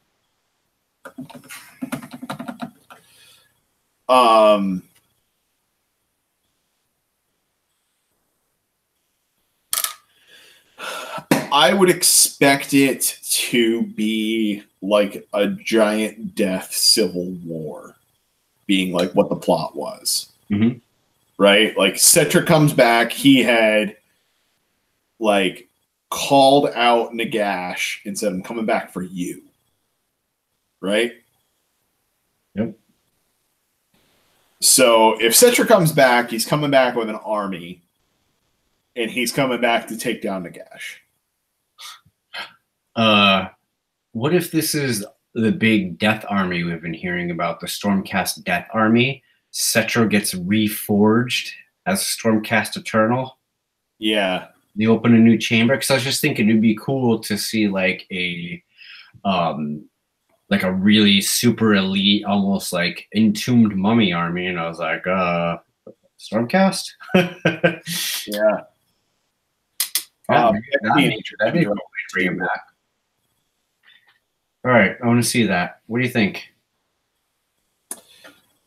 I don't think we're ever, like, at least anytime soon, going to see Fallen Stormcast of any type. But they wouldn't be Fallen. It'd just be different. A different change. Yeah, I mean, like, Stormcast that are not aligned to Stormcast Eternals. I just don't see it happening. But I'm just saying they are. It's like a different chamber. You know what I mean? Interesting. What I hope we see more of is more redeemed characters. Like, you know what I would love to see out of Stormcast this year, just like totally wish listing, is, what was his name? Torglug? Yeah, yep. The Stormcast Nurgle guy that got redeemed. Like, give me a Torglug model. Yep. I would be so happy for that to exist. Yeah, I like that. I mean, more characters like that. Like, there's so much in the books that they could go with. Just give us the cool characters out of Stormcast. We don't need another friggin' chamber. We need, like, more life to the faction. Yeah, I wouldn't even mind seeing like, okay, here's another Stormcast book. Sorry, but it's like more new more not chambers, more new storm hosts. Yeah, and that could even be a book like a General's Handbook type of affair. It doesn't have to be a big book. Could even be in the General's Handbook. Yeah. Yeah. I think Death, we're not going to see anything for a while, though. Yeah. You're right. You know what else I would really like to see is, and this is strictly wish listing, but I would really love to see them rework the war scrolls for all of the Underworld's forces and give them like the actual keywords for the thing they're supposed to be so that they can slide into battalions. Yeah. Like I want to see them be playable, and virtually nobody plays them. Like I just want to see them be good. Like they're such a cool idea, but nobody none of them are good enough to justify putting them in your army. I mean, I put them in my list, my goblin list that I never ended up playing this week. Just give me an extra different spell. Yeah. 160 points, bodies on the board. But, I mean, it's not terribly good. Right. None of them are terribly good. Not yet. I mean, the closest one of the Vanguard Chamber Stormcast that can sneak onto a board edge and hide out of sight and still shoot you. Yep. I mean, there's a few that aren't bad. I know there's some people that like the Corn, I don't know, Marauder one, the Reavers. Yeah. I've heard some good things about them. I think I've seen a couple of people running the Iron Jaws one as well. But not much beyond those. Well, this Skaven might be all right too for hanging out back and getting objectives, but not much more than that. Yeah. And being cool models. I'm just going to laugh like hell if the Caradron Overlords one is basically just Thunderers. Or if it's better than Thunderers. What's the worst one's better than actual other things? Or if it's just like special Thunderers. Yep. Because the Thunderer War Scroll, as it currently stands, reads very much like a Underworld's crew. Which is ridiculous. They're supposed to be like the best of the best, and they are not very good. Or anymore. Yeah. I don't know. I feel like they may be underrated. That's just my general feeling. I think they're one of those things that everybody has overlooked because they got such a hard nerf. And like I can see what they're supposed to be used for. I just don't know if that works. Yeah, I don't know. They don't go fast enough to really make that work well. Yeah, but you can drop them in front of your opponent's lines with ships. Which I think is probably what you want to do. Just a hunch. It's just my general feeling. I'm not about to go buy a KO army to test this theory out. But I feel like, I don't know. I feel like MSU Thunderers to screen your opponent are probably good. Points for 5. I mean, they're big bases, but they're 1 wound each. They're 5 up save too, 4 up save. Yes, a big unit of 20 Thunderers with rifles and a chemist nearby is not bad. Well, it's a lot of points, and you have to put in. Would I rather just have more Arcanauts? Why? Yes, I would rather have more Arcanauts. Yeah, that's the thing, is you always have that Arcanaut comparison that you have to go back to. Yep. You always want more Arcanauts. Yeah. Which is just such a miss on GW's part, that like they made like there's one battle line unit and it is just like it's really good. Yep. Especially with the other buffs in faction that you can get.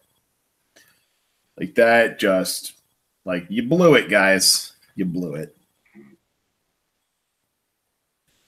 Here's a good question. What in Kharadron Overlords is actually on point and is good and is like exactly where it should be? I think that they made a mistake in raising the points of the Sky Wardens. I think they were right where they needed to be. But they raised them by 20 points, which I think just made them like, oh, these could be good, into these could be engine riggers. Yeah. Yeah. Yeah, I feel like engine riggers are on point. Yep. Nope, Yeah, that's probably like the most fairly costed and effective unit in that army. Like you want to use them. They're good at what they do. They have some unique, interesting abilities. Yeah, I feel like they're like the one like home run out of Kharadron Overlords. Yep. And they feel like the fluff of the army. Yep. Sky Wardens, I was working on converting a unit up to be like, did you ever see the Flash Gordon movie? No, I have not. Oh, man, you gotta watch the Flash Gordon movie. I want them to be like the Hawkmen. I even bought like Sanguinary Guard just to get the wings to glue onto their backs and everything. Nice. I'm excited about that. And then they raised the points, and I was like, well, F you too. Get in that bucket and get on the shelf. Yeah. Like at the same price as Endrin Riggers, like you just always want Endrin Riggers. If they're cheaper, then it makes for some interesting choices, some interesting possibilities. Not anymore. So maybe they'll bring him back down again in the new General's Handbook. That'll be a prediction. Yeah. I think Kharadron Overlords, for all of the complaining everybody has been doing, I think they will make some major points readjustments to Kharadron Overlords. Tzeentch will probably get some big points adjustments again to make it not terrible. Yeah, I mean, they just need... I'd love to see some more scroll changes, but they're not ready to do that until they put out a new book. Right. I think this 5-up save is ridiculous on a ship. Yep. Those ships should not have 5-up saves. It does not make any sense at all. Mm-hmm.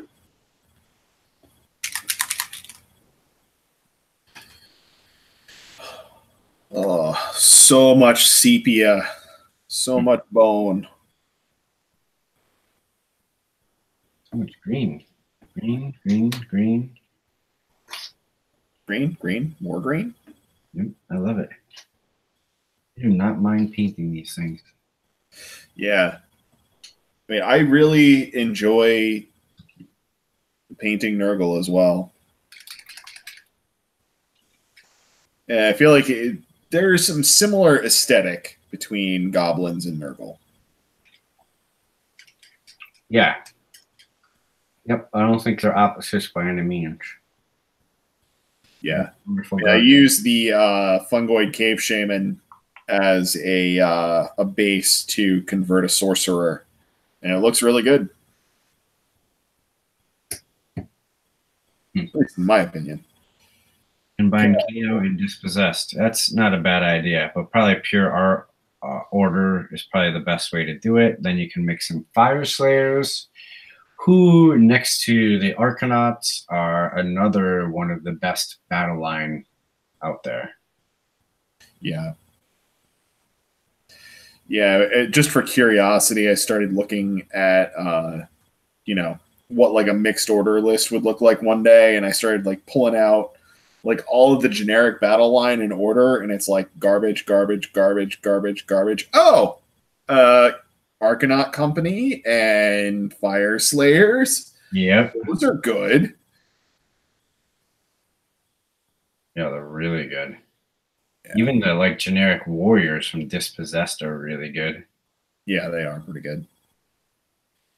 I had a lot of fun like before the last GHB playing Dispossessed. You remember that list I was playing? Yeah, when you were playing your miners. A lot of fun. Yeah, I think that's one of the big things that Dispossessed are currently missing is they are just painfully slow. Yep. And there's nothing you can do about that. And they have the axe. I forget what the axe is even called.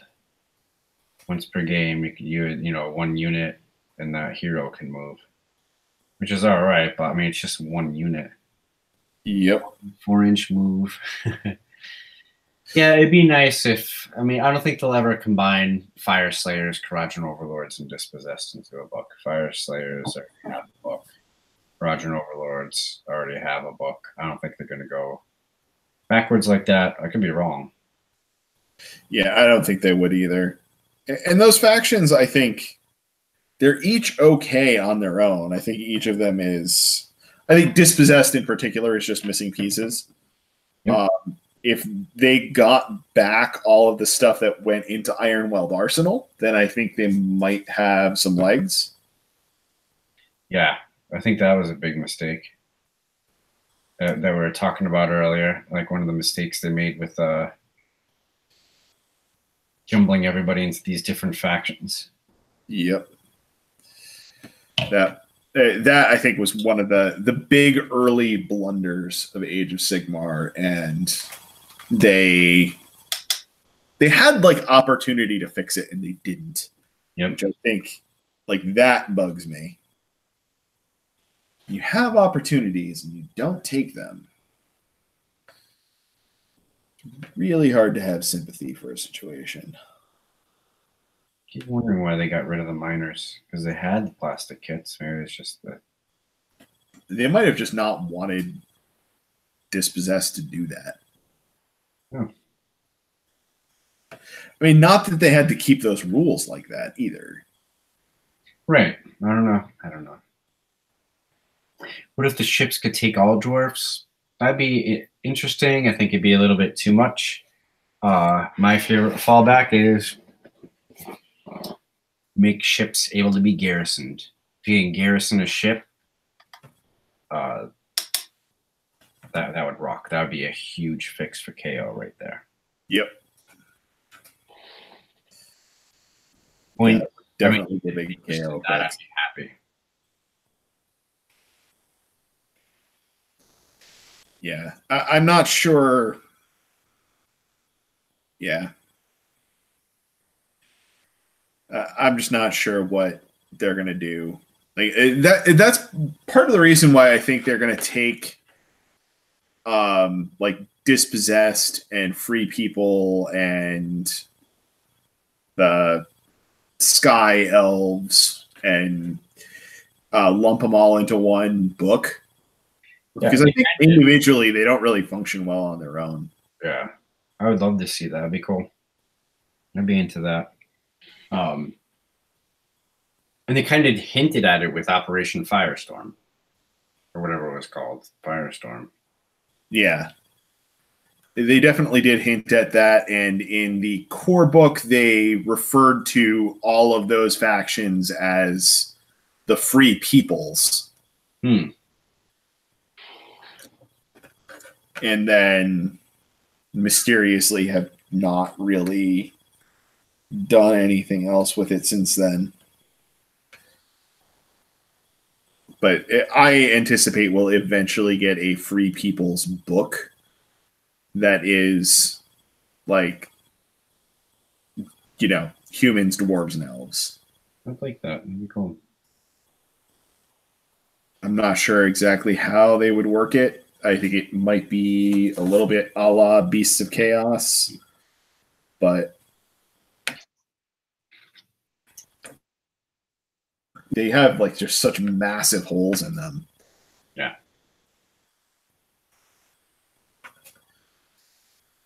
Doesn't make it too powerful. I don't know. It'd be interesting to see what they do. Yeah. I think it's got potential. Everything's got potential. I just think right now, like, free people are just not that good. Yeah.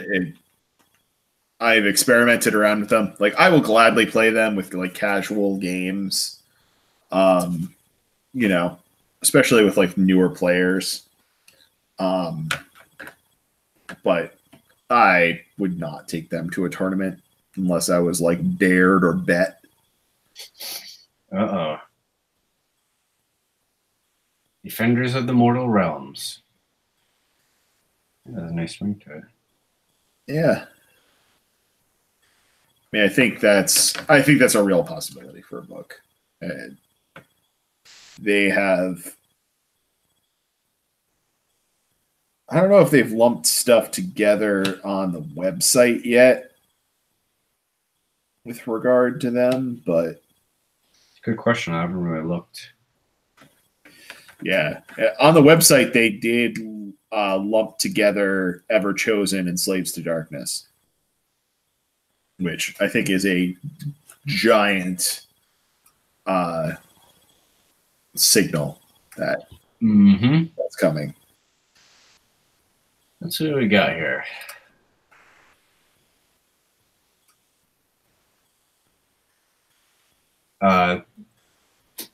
Dispossessed are still separate, but the Free Peoples, then there's a separate Elves. So I don't think they've really combined it yet.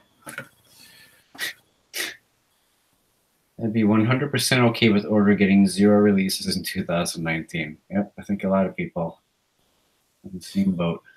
Well, I mean, it was funny. Last year was supposed to be the year of death, but we got more Order models and books and releases than we got for death. We got what? Yeah. We got Deepkin. We got You okay? Yeah, we got Doc. We got something else too. Oh, Stormcast. We got 3 major releases in the year of death, and we got 2 major Chaos releases in there too. Like, I think we may have gotten more new Chaos stuff than we got new Death stuff. I'm still curious to see what's actually going to happen with Beasts of Chaos. I haven't really seen them showing up anywhere yet. Yeah, I think people are still figuring them out. Yeah. What's interesting is I think their best use is probably those battalions that grant the god keywords. Yep. Of course. The corn one is bananas. Yeah. Like, once that catches on, that's going to be a thing. I don't understand how it has not caught on yet, beyond people just don't own the friggin' models.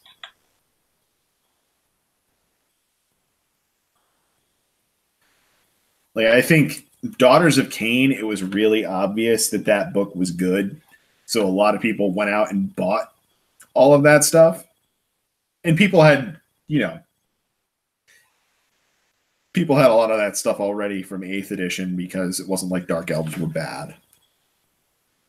Right. They're just expensive. Yeah. I like the Corsairs. I'd love to see something done with the Corsairs. That might be the one elf army that tempts me. We got Pirate Elves. Yep. Stranger things have happened. You know, what I love is how they trolled us all with the like Battletome Fishmen at, I think it was at the con, and then like a couple of months later we got Battletome Fishmen. Exactly, I loved it. I felt Deepkin, but it was Battletome Fishmen. Yep. No, that was awesome. I think everybody enjoyed that. Yeah, because that had been like rumored forever, even longer than I've been playing. Yeah, I mean, I wonder how long they were working on those models. I don't know, they're beautiful. They did a great job with that release. Yeah, they really did. For all the stuff that we can complain about Games Workshop, and you know, we're nerds, we're on the internet, like complaining is our business. Like we really, like, our complaints about this stuff are just so petty at this point, to be honest. Yep. Compared to like the history of Warhammer, compared to other games. It's not like we're getting angry about anything either. What's that? It's not like we're getting angry about it either. We're just like, they're doing a lot of cool stuff. Maybe this would be cool too. Yep. I'm not setting my Dark Elves on fire. Yeah. Yeah, I think I hope we have a good destruction here too. The goblins look like it's just going to be a ridiculous release. My wife's not going to like it. Yeah. I'm going to be in trouble. Yeah, I need to get more of my Stormcast stuff onto eBay so I can make more purchases. What other sorts of? I'm assuming you're going to do more Nurgle stuff. Yeah, it's pretty much all going to Nurgle. Are you thinking about doing Pestigore still? Splashing into it's a thought in my mind. I have not come up with a list that I like yet. The big problem for doing it with Nurgle is that a lot of the Nurgle buffs don't buff all Nurgle. They buff something specific, like mortals or demons or rotbringers. And that battalion only gives them the Nurgle keyword. Yep. And they don't have the mortal keyword. So it leaves you a little bit wanting. But there are some possibilities. Like running them with like a Glotkin behind them could be bananas. And a Harbinger. The Harbinger it only affects mortals. Oh, really? Yep. Ooh. So poop on that idea. The one that would work is the Lord of Blights. He would work. So you would have, a unit of really resilient, like Bestigor, heading at your opponent. Yeah, that could be interesting. Yep.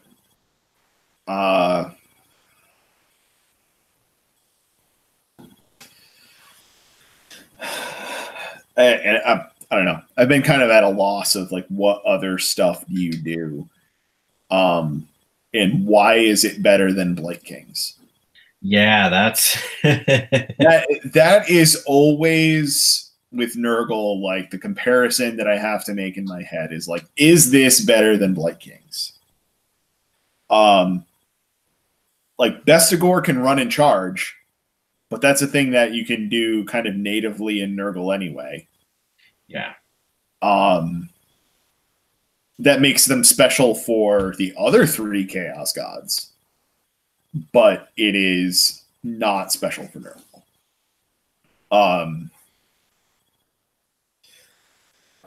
I don't know. It's going to take a little bit of creativity and research. I mean, part of me just really loves the idea of it. Yep. Converting all those models, making them look super cool. Yep. I agree with that 100%. Yeah, it has some really great hobby opportunities. I'm just not sure of like what the playability is like. I think Blight Kings are going to get nerfed in the General's Handbook. I don't think so. You don't think they're going to get those points up there a little bit?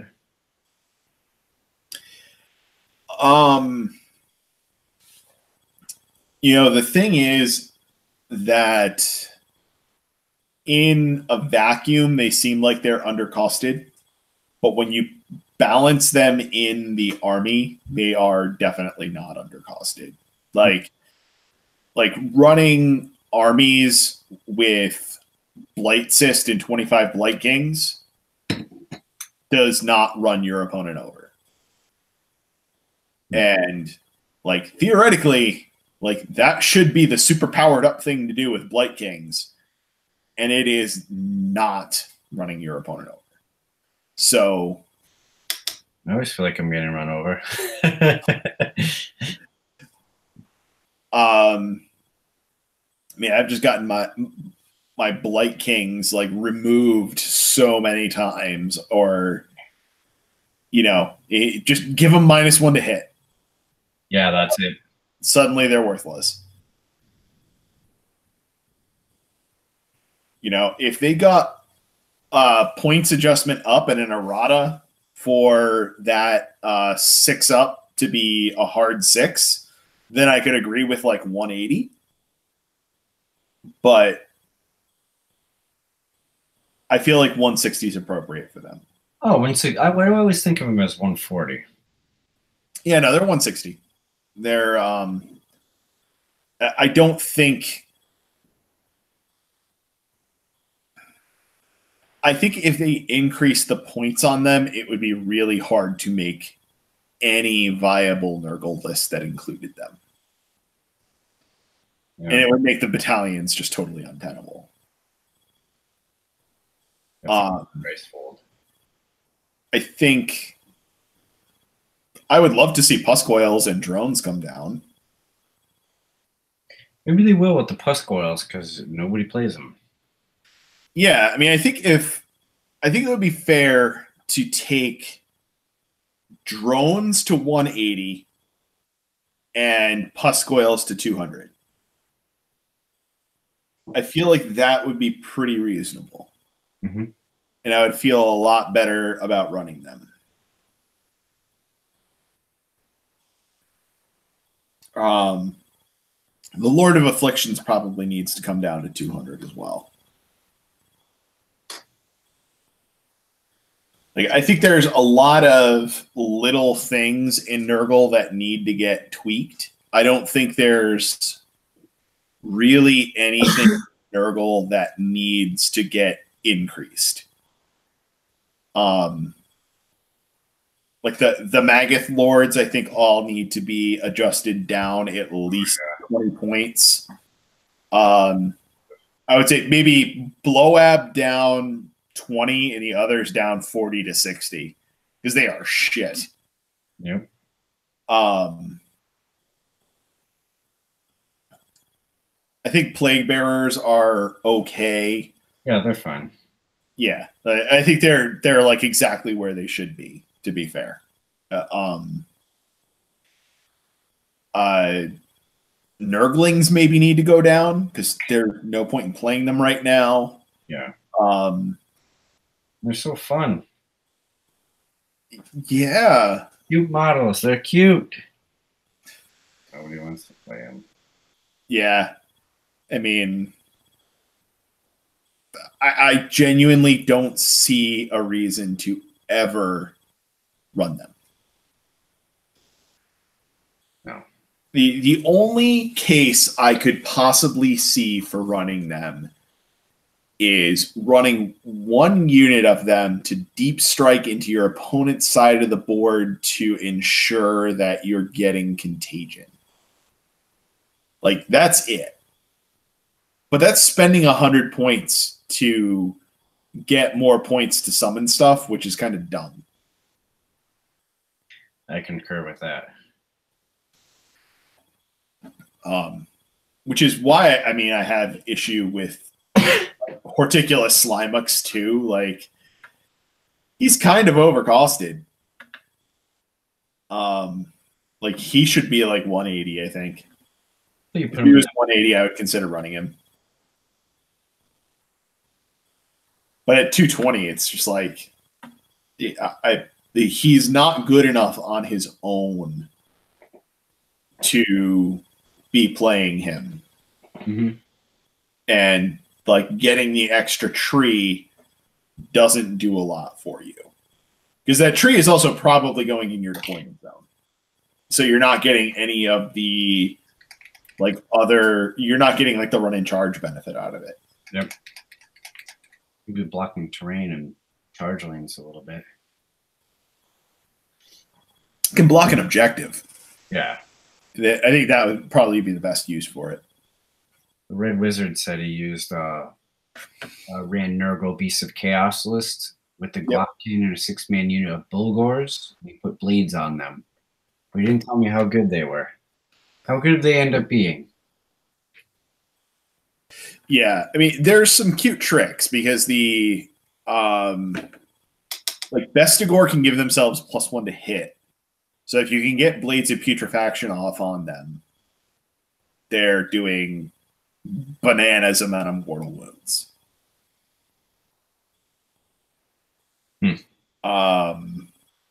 Beyond that, I don't know. I need to read that book more and see. You know, oddly enough, one of the things I've been thinking of, and I need to look more closely at the scroll, is like Ungor Raiders. Yep.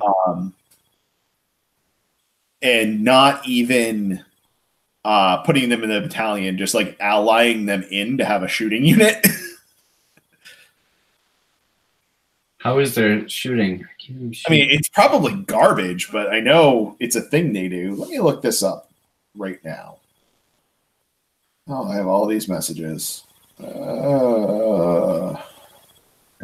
Wizard said they were nasty, fleshy abundance, and blades. Give them shield. Yeah, fleshy abundance would do nasty things too. And they had shields for extra toughness, ran a bunch of MSU Bestigor and Ungor. Sounds like an interesting list. Yeah.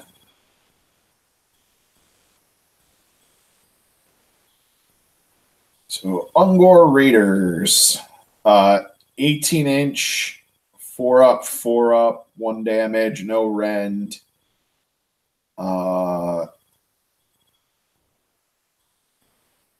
Add 1 to the hit rolls of the leader.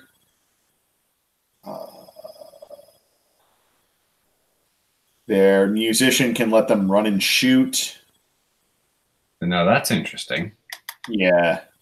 And their banner lets them pile in an extra inch, which is kind of dumb considering they're 5-up, 5-up in melee. Yeah, they don't want to be. Yeah, they've got a 6-inch move, 6-up save, 1 wound each. Can reroll hits of 1 for attacks made by this unit with missile weapons when they target a unit with 20 or more models, 1 and 2 if it has 30 or more models. I thought maybe it's just regular Ungor that have the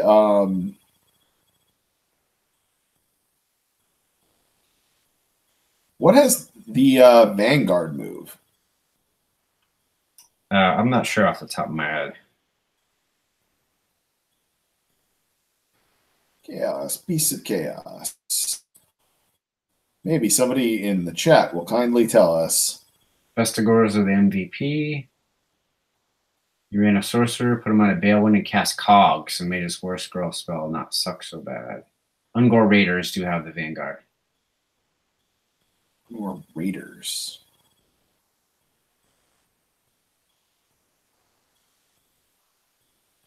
Oh yeah, I totally missed that.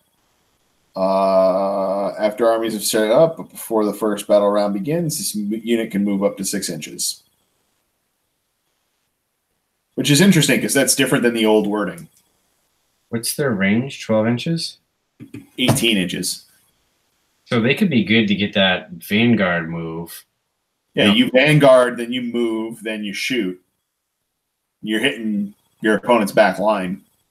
Yeah, could be good to fire a couple pot shots off at a hero sitting on an objective. Or I mean, maybe you'll be close enough that you don't even have to move. I don't know. Who knows? Yep. I do not know. I don't know that book well enough. I feel like not many people do. That'd be a fun book to unlock. Yes, it would. But that is for another time. I think we have drained everything out that we have for expectations for 2019, though, and it is getting to be well past my bedtime. So I think perhaps it's time to sign off, unless you had anything extra to add in. We're getting goblins. Yeah, and Slanesh. Yep. And I heard we're getting a new Khorne Fleshhound kit and a plastic Karnak. Yeah, that'd be cool. And a rumor that bloodletters are getting nerfed. Yeah. Right into the ground. Yeah. That's the other thing, by the way, that makes me think we're getting a new Khorne book. Like, because you're not going to dick kick Khorne that hard if there's not something better that's going to fix that coming. Because Khorne is like not that good. Like, other than the like the 3 Bloodthirster list. The council, yep, everybody's playing it. Crazy. Other than the council, Khorne's not that good. So, although there's been a lot of stuff that I've wanted to try with Khorne, and I just like never put the damn models on the table. Mm-hmm. But I feel like they're a very good, like, KG counterpunch sort of army. But I think that's how Josh from Masterpiece Miniatures plays them.